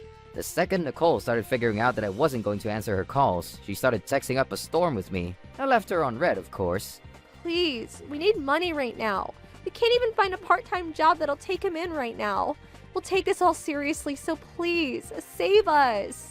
It seemed like living in an oversized box with no access to any electricity, gas, or water was tough. Most of the aggressive texts slowly became more and more submissive, but I left her on red again. They don't even know where we live. The guards at work won't let her into the company, and I leave from the rear entrance so that Nicole can't find me. Another month passed by and Nicole and her parents left the house and I divorced her. They don't have a house or a place to work, so I wonder what's gonna happen to them. None of my business anymore, I guess. And so, peace returned to our lives. They didn't thank us for our kindness. They actually complained. That's what happens to people like that. You should always be thankful of people's kindness. What do you mean I don't have a seat? I've been looking time and time again, but I can't find a Mr. Allen. A high school dropout isn't family. Go home. What? Go home. Go home. Okay, sure. I'll leave. I'll be taking my celebration 10K with me too. Celebration? 10,000? I'm going to get married. Wait, really? So get out. Huh? Get out? From where? From this town. What? Why? Because my darling is going to stay in this house, of course. I didn't know that was set in stone. If you're in this town, my adorable darling might catch sight of your horrible dropout ass. If you want to stay here still, then you can live in the sewers. What in the escaped convict? Shut up! Get out of my town! No. I'm gonna be seeing him at the wedding anyway. What? Huh? You really thought I'd invite you to the wedding? I'm never letting him see you. I'm gonna melt your front teeth with acid. What is going on? Why are you being so violent? Seriously, do not come. I'm not pretending or anything. Wait, hang on. If you get married to him, then he's going to be family, right? He's gonna be my brother-in-law. I mean, on paper. But you're telling me not to come. Why? This wedding is super expensive. It's a once-in-a-lifetime wedding. I get it, but... I don't want all these incredible people attending a once-in-a-lifetime event to be exposed to your dropout virus. Everyone's gonna devolve into apes. They're all gonna be saying itchy tasty at the end. Why is everyone going to turn into a zombie just by seeing me? That's because you're a dropout loser. You really don't understand even at your age. Look around you. You're the only person that's a dropout. You should start understanding your situation and how horrible you are. No, I think I live a pretty normal life. Yeah, you're the only person that thinks that. No, I'm seriously living a normal life. Come on, let me go. I want to see Mom and everyone, you know. And besides, you loved me when we were young. If you weren't a dropout, I'd still love you. Everyone hates you for being a dropout and how shameful you are now. That's not true. Everyone understands. That's just what you want to think. I saw you talking to some weak-looking man at the cafe tourists. Huh? They're still complaining about how they won't accept it. Right? I knew that company was insane. I want to quit already. Seriously? Whatever. Worst case scenario, we just ignore it. I'll fight it if push comes to shove. That's how we become unemployed. Come on, we got this. Don't worry. You're so relaxed. That's a total loser's conversation. Your friend is probably a dropout too, huh? No, that's not a friend. That's... Shut up. I don't care about your stupid dropout interactions. Listen to me. My job is... I got it. Huh? You got it? You're just looking to steal all the gifts at my wedding. What? It's such a cliche. A dropout and theft is like red on a barn door. You're insane. You're going too far. Shut up, you dropout, jobless freak. Get out. I was kicked out without being able to get a word in edgewise. And then while I was leaving, she yelled at me saying that I also didn't have a girlfriend because I was a dropout. Damn it. Right as I was about to give up and leave, my mom called me and I was accepted to the wedding. My sister really didn't want to, but my mom really pushed hard for me. There we go. I'm gonna use this as a chance to show off that I work hard too. Wait, sis? Hello? This job has been troubling. What? The more I look into this, the more I'm shocked. So, what is the person wanting to do about it? Huh? What do you mean I'm not on the list? Yes, sir. I've been looking for Mr. Allen and I just don't see anyone. Huh? Alan, what's wrong? You look like a French bulldog with your nose scrunched up like that. Why a French bulldog? My nose is fine. At least leave it a small puppy. Get inside. All our relatives want to see you too. Well, actually... Why are you here? Wait, sis? I don't believe it. Would you actually come? I mean, you sent me an invitation, so yeah. No. Come on, man. Figure it out. I hate this guy. You need to read between the lines, man. You're probably that one guy that's always going technically in class during arguments. No, I'd probably actually listen to what they have to say. I'm not that annoying. So you know you're at least a little annoying, but you showed up anyway. You're so gross. Inviting a dropout is pretty much technically saying stay away. What? Barbara, you're going too far. That's not what we agreed on. You said he could come. Now, look here. Hey, Barbara, that's not what we agreed on. Sorry, sir. I thought the dropout was supposed to not show up the day of. No, he kind of just showed up and... What? How can you be so rude towards my son? It's a wonderful place to be, and this dropout loser is showing up? Oh, that's so horrible. Yeah, what are you gonna do if he affects our son negatively? Alan works hard and contributes a lot to society. Yeah, a dropout can't be a hard worker. Yeah, exactly. It's like trying to convince us that a non-rated restaurant is as good as a 3 Michelin star restaurant. Not convincing at all. I'm sorry, Mom. I don't want him to be here. It's unbecoming. What? Why? Because you're a dropout. Dropouts aren't family. Go home. What? How dare you, Barbara? Mom, you need to shut up too. You're too full of yourself. You keep it up and I'm gonna have you removed too. How horrible are you? Great decision, Miss Barbara. Indeed. A woman who gave birth to a man who dropped out of high school is not family either. Get out of here. I'm the CEO and owner of my empire. And our son is going to be taking over that company while playing an invaluable role. And I'll be his wife to take care of him. I am happy and thankful for you raising me, so I want to give you some of your share, but... If you're going to be covering for Mr. Allen, you will dine with Mr. Allen. You will be the same rotten little egg as him. You need to stop calling someone's son a rotten egg. He's also...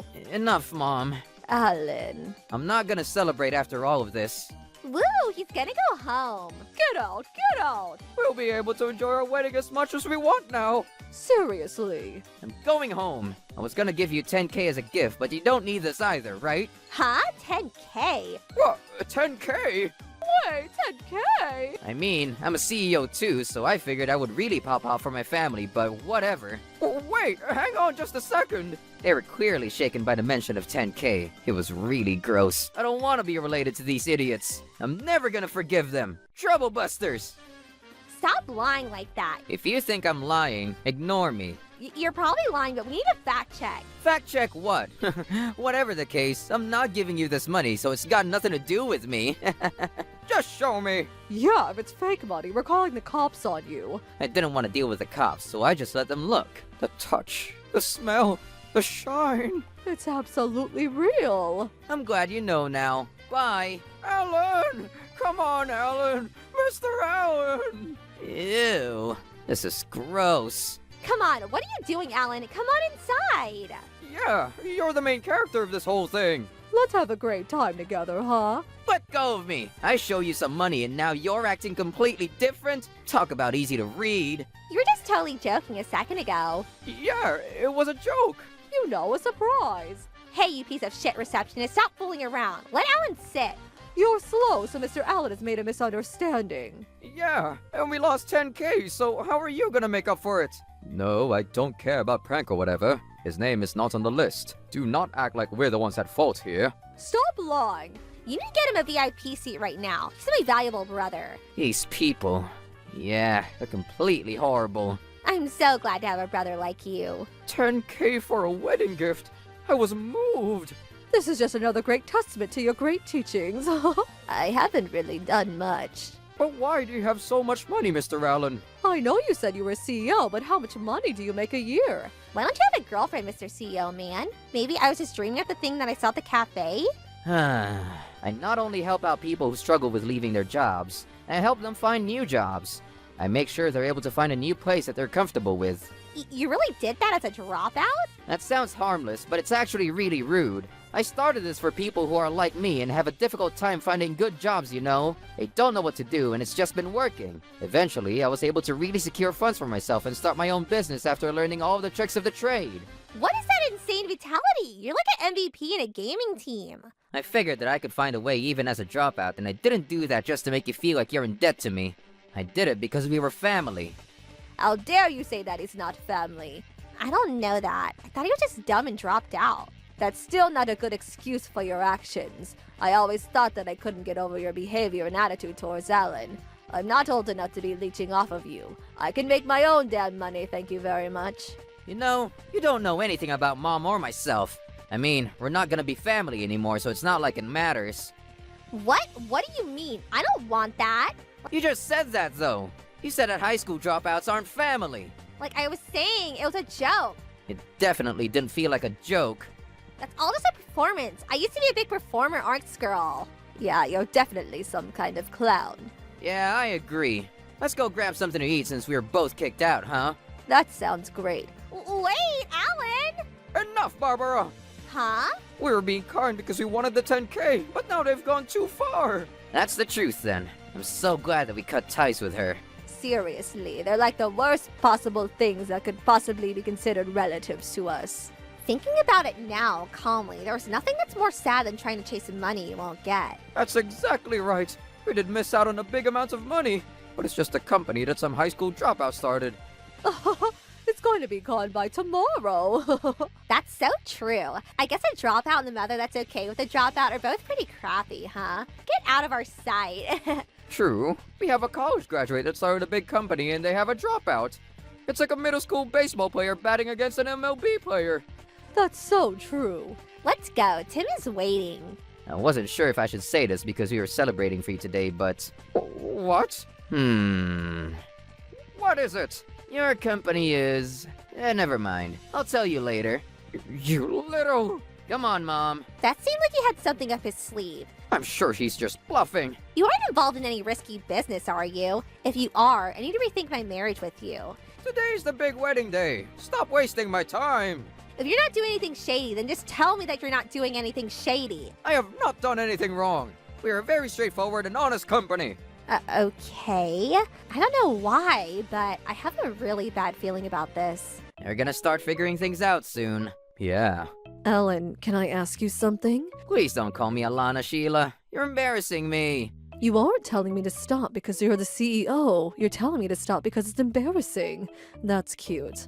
All right, I guess I'm gonna be with you for as long as I want. Sheila, please stop messing with me. Okay. We've got a complaint on line 3. Ah, cool. Thanks. You guys are really getting along well. Oh, she's just teasing me. Let's start moving things along later. Okay, sure. Ma'am, if you don't mind. You got it.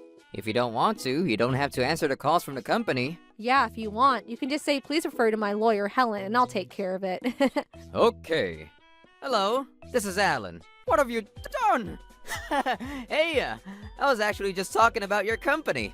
How could you have done this to us? You realize that I am your sister's husband's father. I cut ties with my sister, so I have no connections with you either. Please understand that. How am I supposed to understand that? You need to stay calm. You getting angry is not going to change the fact that we're going to respect the client's wishes and sue you. No, you're misunderstanding something. If that's how you feel, then you shouldn't be so worried. I mean, we've got quite a bit of evidence on you before we decided to go for suing you, so you better be ready. Our lawyer is very, very skilled.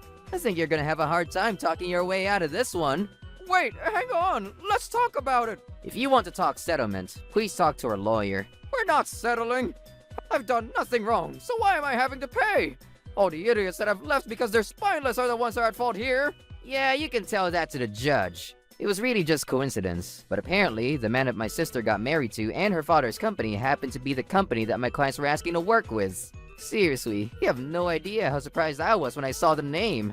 Honestly, there's a lot of clients that come to us to quit from your company. There's probably an insane amount of people who quit, right? Shut up! Don't talk about how we operate. No, seriously, you should reconsider. You might think that you've only got Mr. Donaway's court case, but there are numerous clients on my end that would love to jump in on this. What? Donaway is the last person that would do anything to us. I didn't say that. You realize that there are at least 7 other people just this month that are considering suing your company? No, don't do that. That's not for me to choose. Man, I'm really liking this company. We even offer services for our clients that allow a private attorney to come and work their case to make sure that they get what they deserve. 7 is too many. You have no idea how that'll reflect on our company. I mean, it's your fault for acting in a way that 7 people think it's worth suing you. If my clients are happy, then I'm happy. Goodbye, adios, sayonara.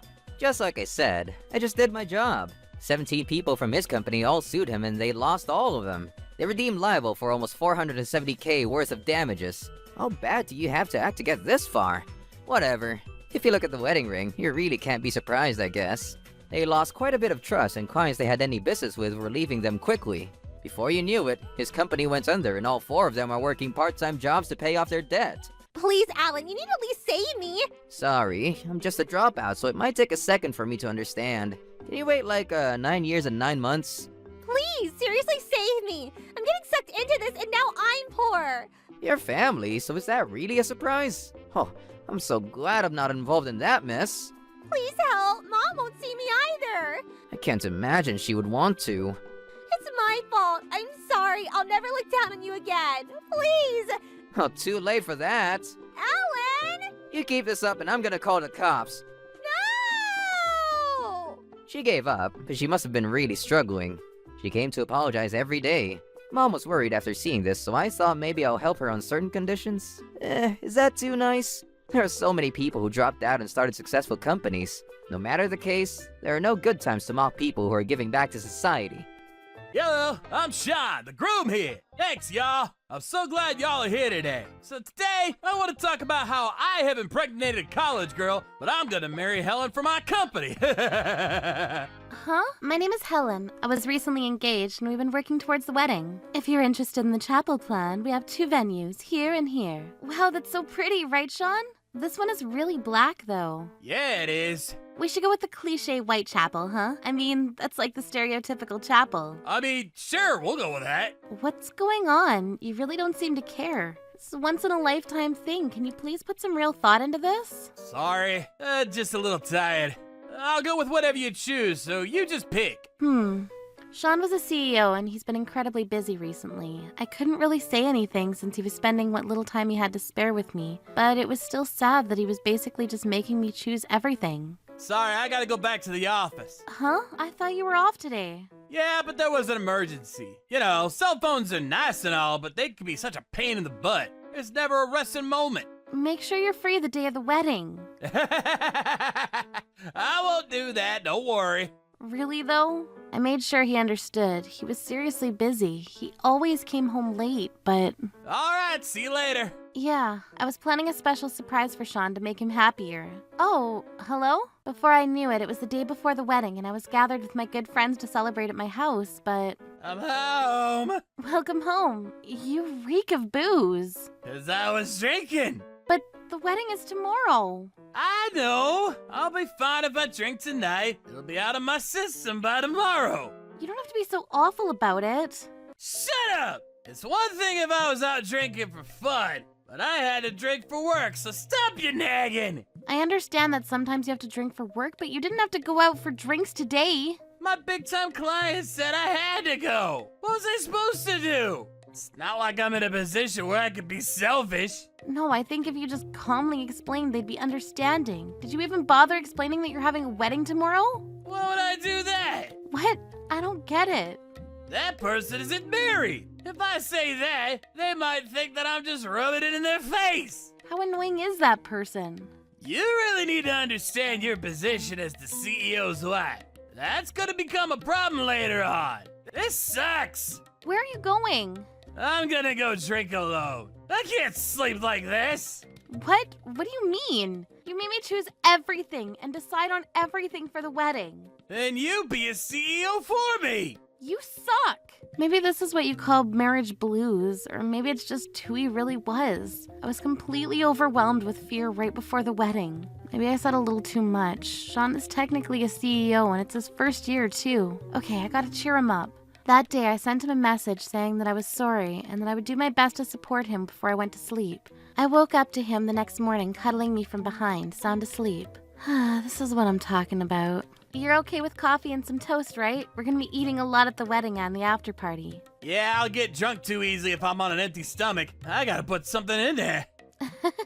Yeah. Sorry about last night, Helen. No, I'm sorry. You know, I'll do my best to be the CEO's wife. Thanks, but don't push yourself, okay? I'm gonna push myself a little bit.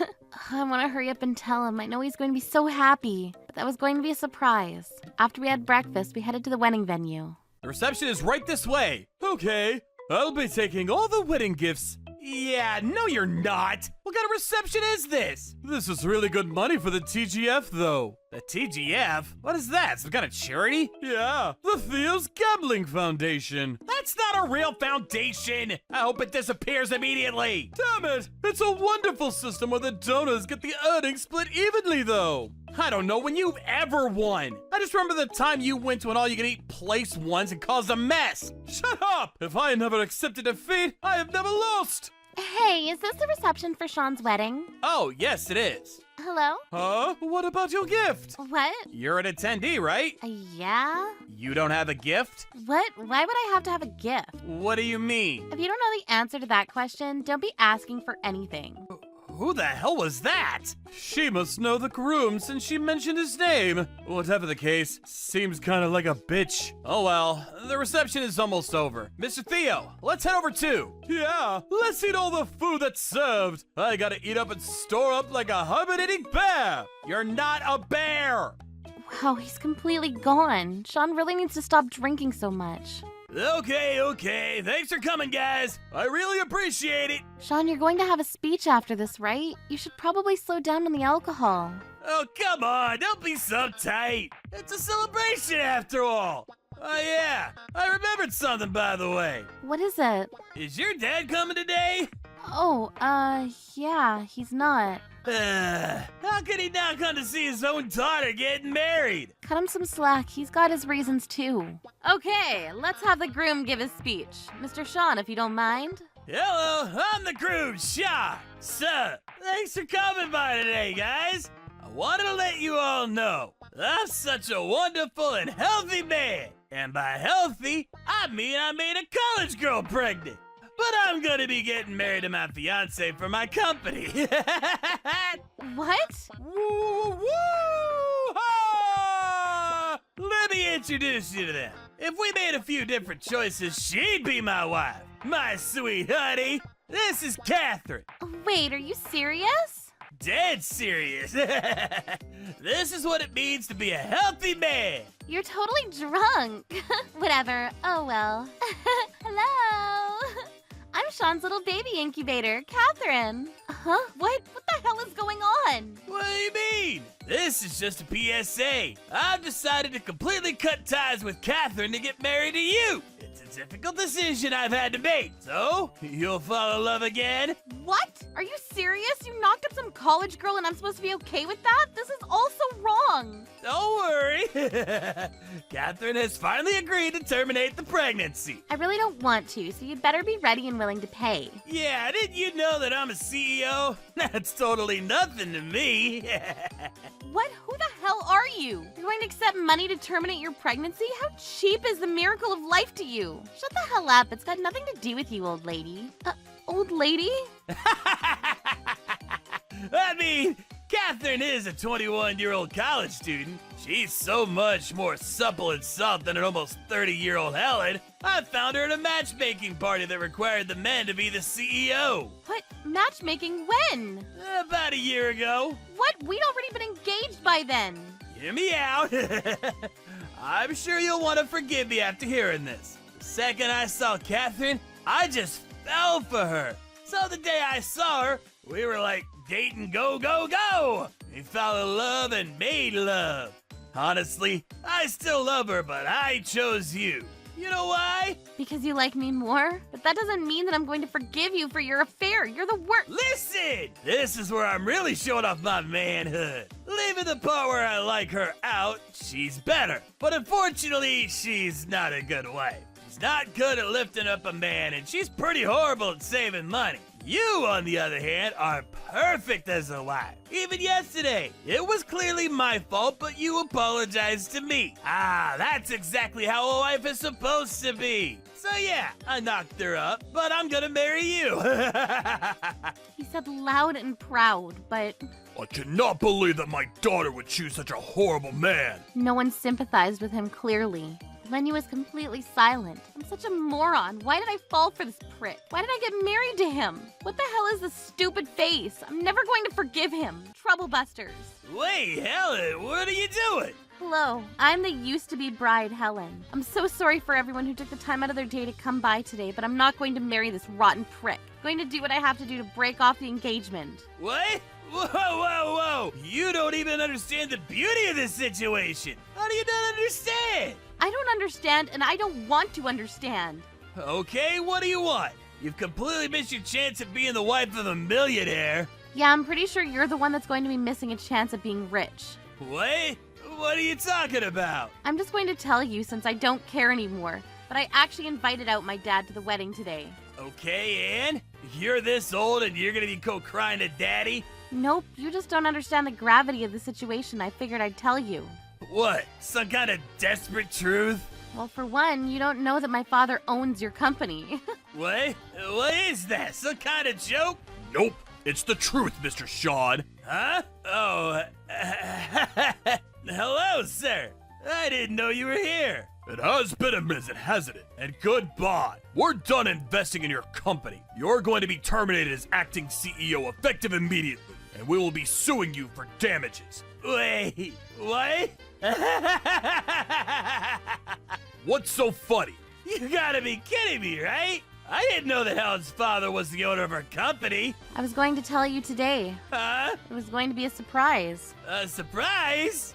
During the final speech, I was going to say that my father is actually attending and that he's the owner of your company and that he was a big-time investor too. I was going to say that you were now family, so my father agreed to start investing twice as much as before, but not anymore. But you're lying. I really couldn't walk the aisle with my daughter because of work, but I understand now. My daughter isn't getting married today, so I don't need to worry about it. Thank the heavens. What? Are you seriously her father? Take a look at this. I'm the owner.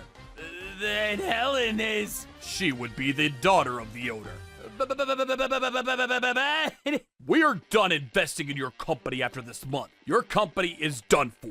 I'm gonna make sure that you don't get any more investments. I will make sure your company goes under. Wait, hang on! What's gonna happen to me? I don't know. You'll probably wander the streets. Honestly, I didn't really have that much faith in you to grow your company, but my lovely daughter said that she wanted me to help your company, so I did what I could to prepare the funds and the people for you. Even if you're not very useful, if your second in command was great, the company would at least grow a little bit. The second in command was Ms. Melanie, right? She's such an elite employee. She used to be my right-hand woman, and I let her work for you. Whatever. I could let Melanie take over the company, but this company was built by a man that broke my daughter's heart, so I wouldn't feel good about it. I'm gonna relieve you of your duty as CEO and make sure that your company is gone. But all of my hard work and effort! This is all your fault! I didn't say all that to make this happen to me! You never know what's going to happen, huh? I didn't expect this to happen to me today either, but that's just how troublebusters be. Wait, hang on! I'm still choosing you, but you won't accept that? Why? Because of course you should choose me. That's why we were supposed to be getting married. You can't be sitting there seriously telling me you don't understand. The fact that you don't understand pisses me off even more. You're completely right. You have no idea how much I wanted to knock you out looking at that shit-eating smirk on your face during your little speech. I've accepted her as a woman that's good enough to be the CEO's wife. Rain makes a tree's roots grow deeper. Just let it go. Yeah, that tree is dead. Whatever. I've decided that there will no longer be any investments going your way. Let's go, Helen. Yeah, I don't need to be here anymore. No! We have to continue the wedding. Miss MC lady. No, I don't think we're able to continue at this point. There are likely no attendees left. Move to the next program. Well, that's how you show your professionalism. The party must go on. Actually, you can all leave too now. We'll take care of the rest on our own. No, wait, hang on. I'm not gonna have an affair again, I swear. You've already had an affair. Why would I believe you? I'm not that dumb. You're also completely disregarding the fact that you've knocked up a college student. She wasn't just a regular woman, though. I know she's not a regular woman. Right? See? You get it. Look at you go, Helen. I knew you could. This woman is just like you, completely screwed up in the head and rotten to the core. What? Why are you getting mad at me? It's your fault for not managing your husband better. I didn't think he was such a dumb moron, you dumb bitch. It's your fault for making him leave you. Yeah, no, I'm pretty sure it's all his fault for going. Oh, mind you, I'm going to be suing you as well, so good luck. What? I'm still a student. I can't pay for that. You're definitely going to pay. If you can't, your parents will have to pay for you. Wait, hang on. If they cut ties with me, I'm seriously screwed. That's not my problem. If you don't want me to tell your parents, you better figure out what to do about the money and fast. No! Sean, this is your fault. You pay for all of it. You understand, man to man, mano y mano. It's one last romance before marriage. My last chance. If I was gonna have an affair, this was it. Come on. There is no time that you should ever have an affair. A man should love the woman he has decided to love, and that's it. That's what a real man does. There's the man I fell for. You should know that there are always exceptions. Catherine and I meeting at a random chance that only destiny can explain. Yeah, you're not convincing anyone. Random chance? Destiny? How can you say that without feeling any shame? You met up because you went to some matchmaking party and that's it. What part of that is destiny at all? I mean, I don't. It's just like a final fling, you know? Honestly, can't you trust someone who's able to say something like that out loud anyways? People you can trust don't have affairs! Not only did you have an affair, you also extinguished a life that could have been brought into this world. Wait, no. That's what she decided. Don't blame her. You're the one that persuaded her. The other thing that you screwed up with is that you've embarrassed me in front of so many people. I'm now the bride that was cheated on and found out on her damn wedding. I don't care at all what other people... That's because you're the guilty one! This has gone on long enough. We're done. No, wait, hang on! Seriously! I can't have you stop investing now! Yeah, I'm sure. I know. That's just financial bullying! It's against all moral codes! You're the one that's going against morals. I'm sorry, but this isn't just a personal level judgment. Family is something that is going to be very near and dear. If I'm gonna make you the top of the company, then I need to make sure that I can trust you, but I clearly can't. So I don't want to invest in that any longer. The sales are definitely going up, though! That's because Melanie's a great employee, not because of you. If you think that it's just your own skill, then you can do it alone. That's difficult! Melanie is really good at running the company! Then what do you do exactly as CEO? I believe in it. Who the hell asked for some spiritual motivational speech? I said, what do you do exactly? What do I do for this company? Sounds like he just goes to work and does nothing. If only he was honest and loyal, I would have really shown you the ropes. Please teach me. What? Hell no. I'm sorry! What are you apologizing for? Because I'm gonna lose all the investment. I don't know what else to do, so I can only apologize. What? That's all you can do. I'm sorry! Please rethink your decision. I'm sorry, I think. Stop apologizing because you think that's what everyone wants you to do. I'm sorry! I'm saying I'll be hardworking from now on, so I don't get why everyone's so bad! I'm sorry! I think! I'm sorry! Sean was screaming enough to make anyone stop in their tracks and look, but we all just ignored him and left. Sean's little fling caused everything to stop. Of course. and we made him pay for all of the fees that were incurred in the wedding. It was about $12,000 in total. I then sued him for $20,000 in damages. The company he worked for also fell over because the top investors completely stopped all funding. After the company went under, Melanie and my father started their own company and rehired all of the good workers that were in Sean's employ. Oh, and this is a side note, but I did sue the woman he slept with, and just like she said, her parents cut ties with her. Her parents seemed like good people. Sean lost everything and only had debt left to his name. If he didn't cave to his desires, then he would have been leading a great life. What an idiot. I, on the other hand, decided to take a break from romance, but Alan has been coming over recently to hang out. He's been really taking care of me while I am upset, but maybe... Whatever the case, I don't mind his presence, so I'm okay with it. Troublebusters.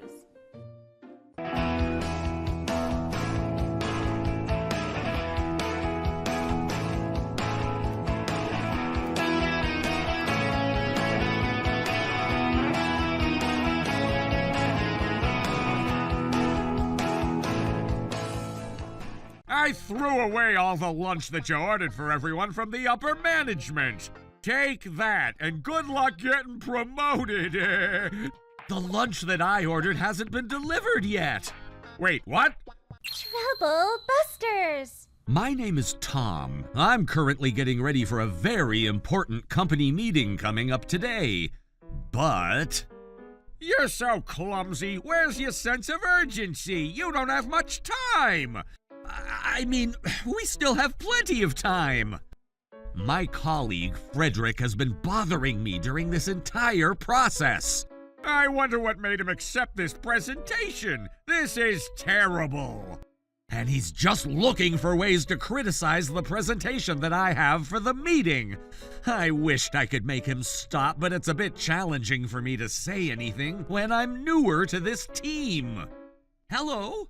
Can I order some lunch with you guys? What? Are you ordering now? I would have ordered it yesterday. You're gonna fail this meeting. Can someone please make him shut up? Hello? Frederick? I threw away all the lunch that you ordered for everyone from the upper management. What? Take that, and good luck getting promoted. That lunch looked like you maxed our budget on it, huh? I don't think... Were you trying to bribe the upper management with good food so you'll be promoted? Heh, nice try. That lunch? I told you I already threw it away. Do you want to come check it out? You can't save it. This is going to be really bad. You're right. Not only is your project not going through, but I wonder if you're even gonna keep your job here. Oh, I guess you might be right. I am right. I'm always right. Now, this is the beginning to the end of your career. The lunch that I ordered hasn't been delivered yet. Wait, what? What the heck are you saying? The lunch was there because you ordered it, right? I think that might be the one that the upper management bought for themselves. What? I mean, it had a lot of stuff in that lunchbox, right? I think it costs about $100 per lunch. I'd rather buy a $10 lunch and spend the other $90 on a slot machine. Oh, I don't care, but why? Why would they buy lunch for themselves? It's supposed to be a lunch meeting, right? It's part of their job. They shouldn't pay for their own lunch anyway. I believe Mia from the accounting department had declined the receipt for it. Hey, Mia, can't we just pay this off as a company expense? No, sir. It's $100 per lunch, right? Is it a necessity to spend that much? It's not, right? But we're going to be presented with Tom's presentation. It's like sitting at the VIP seats for a hockey game, so please let us enjoy a good lunch. The maximum amount you're allowed to spend on company lunch is $30 per person. Please kindly understand that this is the rule. Damn it, you just won't accept it, huh? We'll just pay for our own lunch then. And that's how the upper management decided to pay for their own lunch. Oh my God! Does that mean You threw away the high-end lunch that the upper management bought for themselves. Frederick, you better act quickly to do something about it. If they ask, I'm not gonna hesitate to tell the truth. What? It wasn't me! It wasn't me, it was you! What, me? No one can prove that I threw away their lunch. By the way, I've been recording this entire conversation. What? It's because you always change your story. I made sure I'm recording our conversation so I could protect myself. Why didn't you tell me that you're recording? Anyways, you better not tell anyone about this. I won't tell anyone as long as no one asks me what happened to their lunch. You better not! God damn it, I messed up, and Tom is so annoying with his little clever trick. What do I do now? I lied to him that I was recording that conversation. I actually wasn't. It's impossible. What if Frederick asks for that recording? I really don't know what to do. Everyone in this company knows that I like playing pranks on people. I know Frederick is gonna do whatever it takes to say something like, Tom ate it. What do I do now? You better not be recording a video! Why would I do that? Shut up! You're a lunatic who recorded an audio of our conversation earlier! Did he just call me a lunatic? Alright, so you're not recording everything. But I don't really need to be talking to you anyways. Don't even think about what I did, as long as I figure out how to replace them. I know. God damn it, which one's the $100 lunch? No, it's not this one. I'm sure it has to be from somewhere nearby since they were able to deliver on the day of. I mean, if their delivery route included the freeway, it wouldn't necessarily be from this town. Shut up, you're not helping me here. If it happened to be from a famous place, the upper management would only know where it's from. Shut up! What are you standing around for? Why don't you go look inside the trash chute to see what the lunch is supposed to look like? And maybe the box might have the restaurant name. No way! Damn it, which one is it? I don't have much time left. Great! I found it! It had to be this one. It's at the same price and it looks exactly the same. Are you sure about that? Maybe you should go check out the lunch that you threw away at the garbage chute. Nice try, you bastard. Huh? I know you're trying to create some witnesses by making me go to the trash chute, and you're gonna make that witness snitch on me. I saw Frederick looking inside the trash bin. Maybe he was looking for the upper management's lunch. What? Oh, I don't know. You're a terrible liar. Oh, damn it, the Wi-Fi is slow here. Maybe you should go upstairs since the router's upstairs. Wi-Fi is great with vertical signals, but not horizontal. I guess it's common sense. Damn it, I don't have time for this. And Frederick was finally able to get some reception to order the lunch that he threw away. What? Sold out? I apologize, sir. We just sold the very last lunch that we had for today. That's not okay. You shouldn't have sold it. I'm sorry, but we don't have what we don't have. I really need to make sure that I get those lunch boxes for my upper management. You need to do something about this. I'm sorry, but we do first come, first served. Is the person who bought the last one still there? Yes, he's about to make the payment. Tell him to give up that purchase. What? I can't do that. You have to do that. What is it? The person on the phone wants you to give up the lunch you just bought. What the heck? No way! He says, what the heck? No way. Oh, please! This is a life or death situation for me! He says it's a life or death situation for him. I see. Life or death, huh? So please, can I buy those lunches from you? You sound like you're desperate. Is that how much you want these lunches? Sure! I might even lose my job if you don't sell me those lunches. Will you please sell them to me? Yeah, sure. It's going to be $1,000 per lunch. $1,000? What the heck? That's 10 times more than what it's supposed to cost. Yup. What in the world are you thinking? This is insane. Higher demand causes inflation. Haven't you heard of capitalism? This guy has completely taken advantage of this situation. You don't sound too happy. If you don't want this deal, I'm going to hang up now. Fine, I'll pay for it. I'll pay $1,000 per lunch. Oh my God, I don't know who that is, but this is great. So please wait there at the restaurant. I'm going to charge you a $500 fee for answering this call and waiting for you to get here. Are you okay with that? What the heck? Oh my God, I wonder if the guy on the phone is a guy just like me.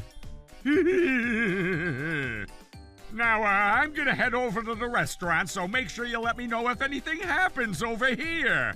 Huh? Why would I do that? You better remember this after I figure things out. All right, you're not recording. I ended up spending $5,000. What? That's about twice your monthly salary. Whatever. I'm gonna make sure I pull this off no matter what.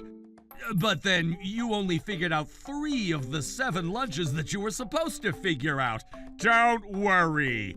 Oh, are those from the trash bin? Yup, they are. Wait, don't tell me that you... I have no choice. I'm gonna do a surgery to make some clones. That's not going to work. You don't have enough food. It's okay. Those guys need to lose some weight anyways. I'm giving them a healthier diet. But what are you going to do about the one last person? There's 7 of them. You can't divide the lunch evenly. I know what I'm doing. I'm gonna make the last one using this lunch. Oh God, did you pick that up from the trash bin? Are you sure about this? I made sure I only picked up the parts that were still clean enough to eat. That's not really the point. Even I wouldn't make my boss eat food that went to the trash can at one point. I'm gonna convince them that the one that looks different is fried rice and not just steamed rice, so you better stay quiet if they ask. You might as well give up at this point. They're gonna find out. Do you really think I'd survive after throwing away the upper management's lunch? I was supposed to successfully bring you down if only I threw away the right lunch. You did this to yourself because of your corrupted intentions. Shut up! If only those guys knew how great a worker I am, I wouldn't have had to be in this trouble. I don't think a great worker would throw away people's lunch and try to bring down a newbie. Huh! Say whatever you want. I'm gonna do whatever it takes to keep you from getting promoted. I don't think that's going to happen. You're the one who's not gonna make anything happen. Gosh, I don't understand how you even got your presentation accepted. This company is at such a low level, I don't even know what to say. It almost makes me feel like I'm in kindergarten. Those guys from upper management are like the cancer at this company. I wish they all quit already. And we wished you'd quit already. What? Why? I already made sure you end up with your well-deserved consequences. All I had to do is let this guy do whatever it takes to save his sorry butt, and little did he know that he's paddling a sinking ship with all that he's got. I can't possibly let him bring me down and get me kicked out of this company. Oh my God, there's more of you here! While you stepped out to go get those replacement lunches, I was able to get a hold of 4 out of 7 upper management personnel, so I had them wait for you in this meeting room. We're not letting you get away with this. Troublebusters hide and seek. We've been watching you this entire time. You're crazy, Frederick. Oh, let me explain what was going on. Look at that lunch right there. I just wanted to make sure you stay healthy and fit. Stay healthy and fit with minimal nutrition, huh? No, Mr. Norton, you deserve all the nutrition in this world, sir. Or are you saying that we deserve to eat some dirty food like this because we're the cancer of this company? No, ma'am. This was I was just trying to protect Tom. What? Protect Tom? Yeah, I wanted to make sure I take great care of him. But I clearly heard you tell him that you're gonna do whatever it takes to bring him down. Well, Tom and I are best buddies, so we were just joking around. You know, we've been watching you clone our lunch and everything else that you've said and done in this room. You're caught on the spot. Caught on the spot? I was just trying to help Tom since he accidentally threw away your lunch and he was trying to save his own butt. When Tom talked to you as if you threw away our lunch, you never denied it. Why was that? Huh? Did I ever act that way? I don't recall. Don't worry, we had everything recorded. Yikes! You were checking to make sure I wasn't recording our conversation, but I guess it wasn't enough to let you get away with what you've done. You only worry about what's in front of you, and you're blind to what's happening outside of your sight. You're sly and clever, and you never trust other people. Why would you trick me into this situation? I did all of this to help you out. Help me out? You were only saving your own sorry butt. Thanks to you, this meeting is already starting off with a bad taste. You snuck into this room to throw away the lunch that everyone was looking forward to, and you were trying to blame me for it so you could get me kicked out of this company. This is completely unacceptable. You don't work hard to improve yourself. You only work hard to bring people down, and it's not helping you. That's not true. Let me tell you the truth. What is it? All you've been giving are lies and excuses. What makes you think we'll believe that you're going to tell the truth? The lunches that I found here earlier were rotten. What? But didn't you go pick up one of the lunches that you threw away from the trash bin to mix it with the new ones you bought? I did that for Tom. Just answer my question. Yes. And even if you were doing that for Tom, it still wouldn't make it okay for you to make people eat food that once went into the trash bin. I tried to stop him, but... No, you didn't. You picked it up on your own. Frederick, you might as well give up at this point. What? What do you mean, give up? I did everything to help you out, and look at how this is turning out. Oh, I'm so hungry. I guess I'm cranky because I'm hungry, but it makes it worse when we don't even have our lunch that we've been looking forward to. I worked hard to replace 3 of them, so please go ahead and eat. I spent $3,000 for these 3 lunches. Why are you talking like that? What makes you think that we'll be grateful for you to buy these lunches when you were the culprit who threw away the ones we bought? Oh God, that's not what I was trying to say! That's exactly what you were trying to say. It's almost as if you caused the fire, but telling everyone all proudly that you stopped the fire after causing it. Frederick, everyone has been watching you since you got back after getting those replacement lunches. You were thinking out loud every word that came into your mind. You can't get away with this. But we're hungry. What should we eat? There's 3 lunches that are complete. Should we play rock, paper, scissors? Oh, I ordered some extra lunch for this meeting. Would you all like to have that instead?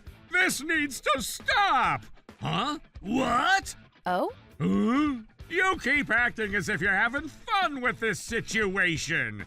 Why would I be having fun? I wish none of this would have happened right before our important meeting. Besides, you can't even prove that I threw away everyone's lunch. But I told you that I had our conversation recorded. That was just a lie. Can you just quit trying? No one caught me in action. This means that no one gets to prosecute me for what everyone's accusing me of. I mean, who else would do something like this? Oh, I don't know. All I know is that it wasn't me. Hey, Frederick! Yes? What is it, Mia? Frederick, can you please stop throwing away your lunch to the recycling bin? What the heck? It wasn't me. You can't lie to me. I was so annoyed by whoever kept throwing food waste into the recycling bin, so I had the surveillance camera installed by our trash bin. What the heck? Where did you install that? I didn't see any cameras when I was there. I installed it because someone kept throwing away food waste into the recycling bin. I had to get to the bottom of this. I guess we finally have all the puzzle pieces. Not only did you try to deceive Tom, but you tried to deceive me, too. You better be ready to face your consequences. No, I wasn't trying to deceive anyone, sir. What goes around comes back around. Tom, this isn't over yet. I'm so sorry. I was just jealous because you were assigned to do such an important presentation, even though you're newer than me in our team. And that doesn't make it okay for you to do what you've done. But I couldn't stop myself. 4 of our upper management personnel have been watching you mask your sins, and you're still trying to save your sorry butt. Are you gonna forgive me? Of course not. You would do anything to bring me down, and you even said it yourself. That's because I was scared. And I'm scared of you. I can't sleep well thinking that people like you were around in my daily life. I'm fully on Tom's side. I can't believe you thought you'd bring down Tom when you don't even do anything to improve yourself. I'm sure we're going to have a huge discussion about you at our board meeting, and I wish you the best in your future endeavors. But, you guys can't do this to me! Frederick was never transferred to a different position or department, but everyone in the company was talking about what he did during this incident. Since he couldn't stand the vibe at his workplace, he ultimately decided to resign from the company. I overheard some rumors that sometimes he was just sitting on a park bench all day, and another time he was seen working a part-time job. No one really knows, and no one really cares. After Frederick was no longer at my workplace to harass me, I've been doing great at work. My presentation went well, and everyone seemed to be fond of my work. I hope I keep this great momentum when I go hang out at the casino after work. Trouble Busters!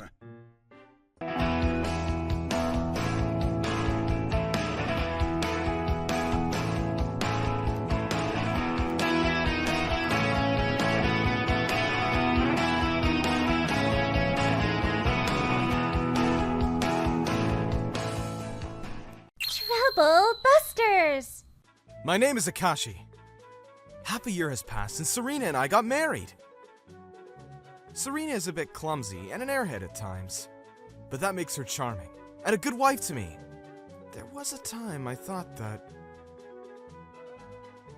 Akashi, we're having curry tonight. Come home early, okay? Curry? My favorite! I'm so happy! I made it especially for you, so I hope you look forward to it. Of course! I replied, but honestly, I was depressed. That's because Serena is extremely bad at cooking. At first, her efforts to cook were charming, but it was becoming too much. I'd rather eat dog food than her cooking. I'm home! Welcome home! Food is ready! I think I'll go take a bath first.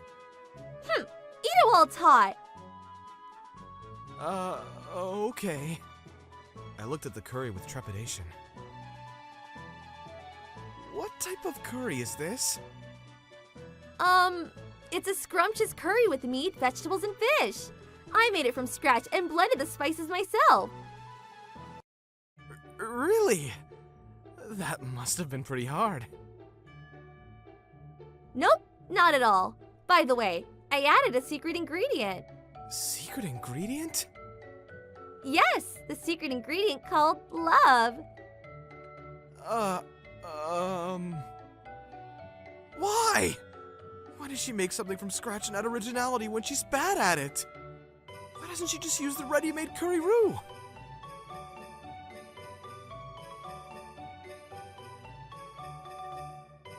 I ate the curry with a strange pungent smell. It tastes bad. I mean, it's not a matter of whether it tastes good or bad anymore. My tongue is giving me warning signs. My esophagus is rejecting it, telling me not to swallow. Eat as much as you want. One spoonful, then another. I managed to swallow it, because I thought that Serena would feel sad if I put it out.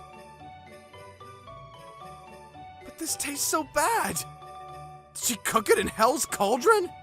This taste shouldn't exist on Earth! There's more. Ugh.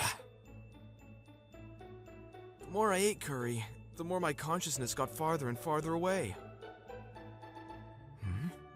Was curry this close to heaven? I began to have difficulty breathing and felt dizzy. I have a hunch this is... Are you saying that it's so delicious that no words can describe it? No! No! I feel bad. There's obviously something wrong with my body. Call the ambulance! What are you saying? There's no way you'll feel bad after eating curry. I can't take anymore. Goodbye. Serena didn't listen to me at all, so I called the ambulance myself. Then I lost consciousness. When I regained consciousness, I was at the hospital. Akashi! You collapsed all of a sudden. What happened? You scavenged for food after work, didn't you? I'm not a dog! You have toxic symptoms. Do you have any idea what that might be? My wife cooked dinner. All he ate was the food I prepared, so there's no way he ate anything toxic. What did you eat? I had curry. Could you please tell me in detail what you put into the curry? I put chicken and vegetables, and I added fish and shellfish for variety. Oh, and for the spices, I made an original blend. A bottle each of cumin, turmeric, nutmeg, and cinnamon. That's it! Huh? Are you trying to kill your husband? There are spices that are toxic when taken too much. According to the doctor, the cause might be too much use of spices. He said that there are spices that are toxic when taken too much. Also, the meat, fish, and vegetables were half cooked. So it's not clear what the real cause was. Serena, I've tolerated your cooking. But this time, I can't forgive you. I almost died. I can't believe you're angry at me. I didn't mean it. It's not a matter of meaning it or not. Ugh. Ugh. I still feel weird. What a day. Thankfully, I recovered quickly after being out in an IV, but I've lost my patience with her cooking. After all the fuss, there was no apology or remorse. I will never forgive her. Trouble Buster! Serena, you'll have a cooking mentor from today. Mentor? Yes, I'll leave her in your hands, Grandma. Actually, my grandma used to be a chef when she was young. She's retired now, but she's at home all day with nothing to do, so... I asked her to teach Serena how to cook. I don't need to be taught. I want you to cook a proper meal for our married life. If you keep on making hazardous meals, we can't maintain our health.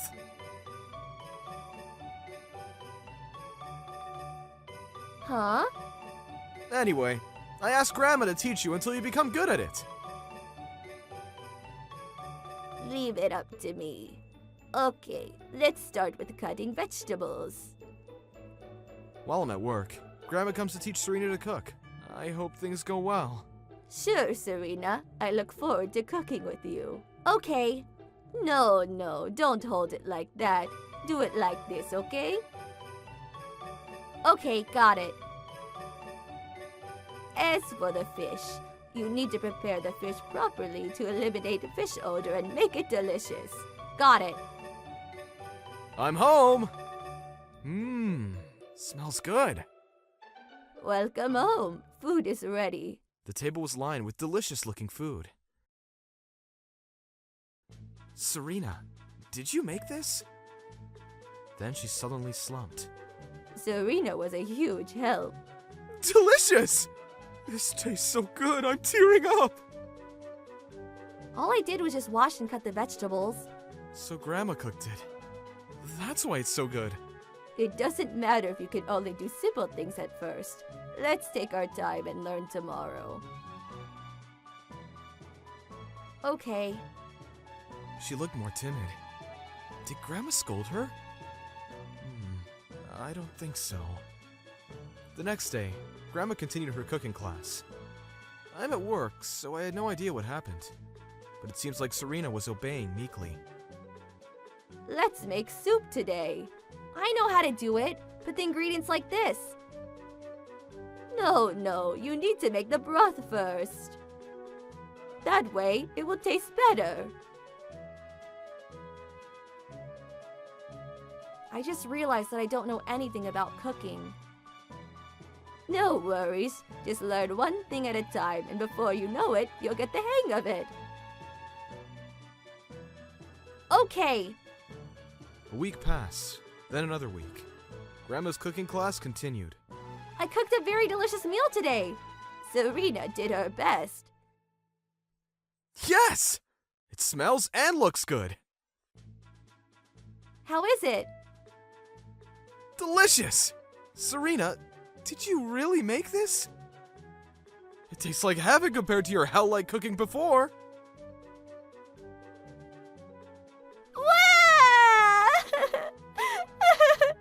Oh no, what's wrong?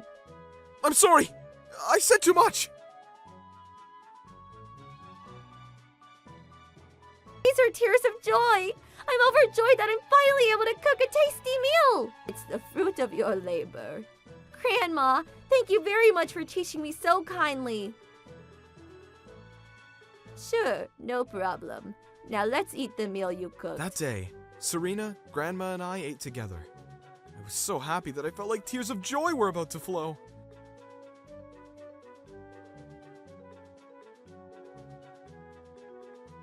Who would have thought you would improve this much? It's thanks to Grandma for teaching me so kindly. I was a bit surprised when you cried, but... Yes, actually, my parents weren't home most of the time when I was young, so I didn't have the chance to learn how to cook from my mom. I see. Now I understand why. I always had ready-made food from the store, so I didn't really know what home cooking tasted like. According to Serena, her parents were always out gambling and drinking, and weren't home most of the time. Eating ready-made food was normal to her. She never even experienced eating together with her family. I'm so happy that Grandma treated me like her own grandchild. I had so much fun cooking with her.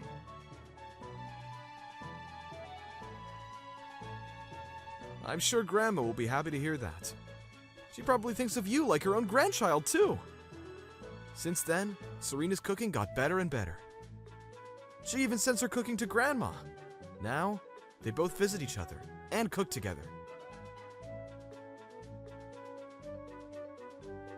This all started because I had a near-death experience, but I'm glad that we have a good relationship now. Trouble Busters!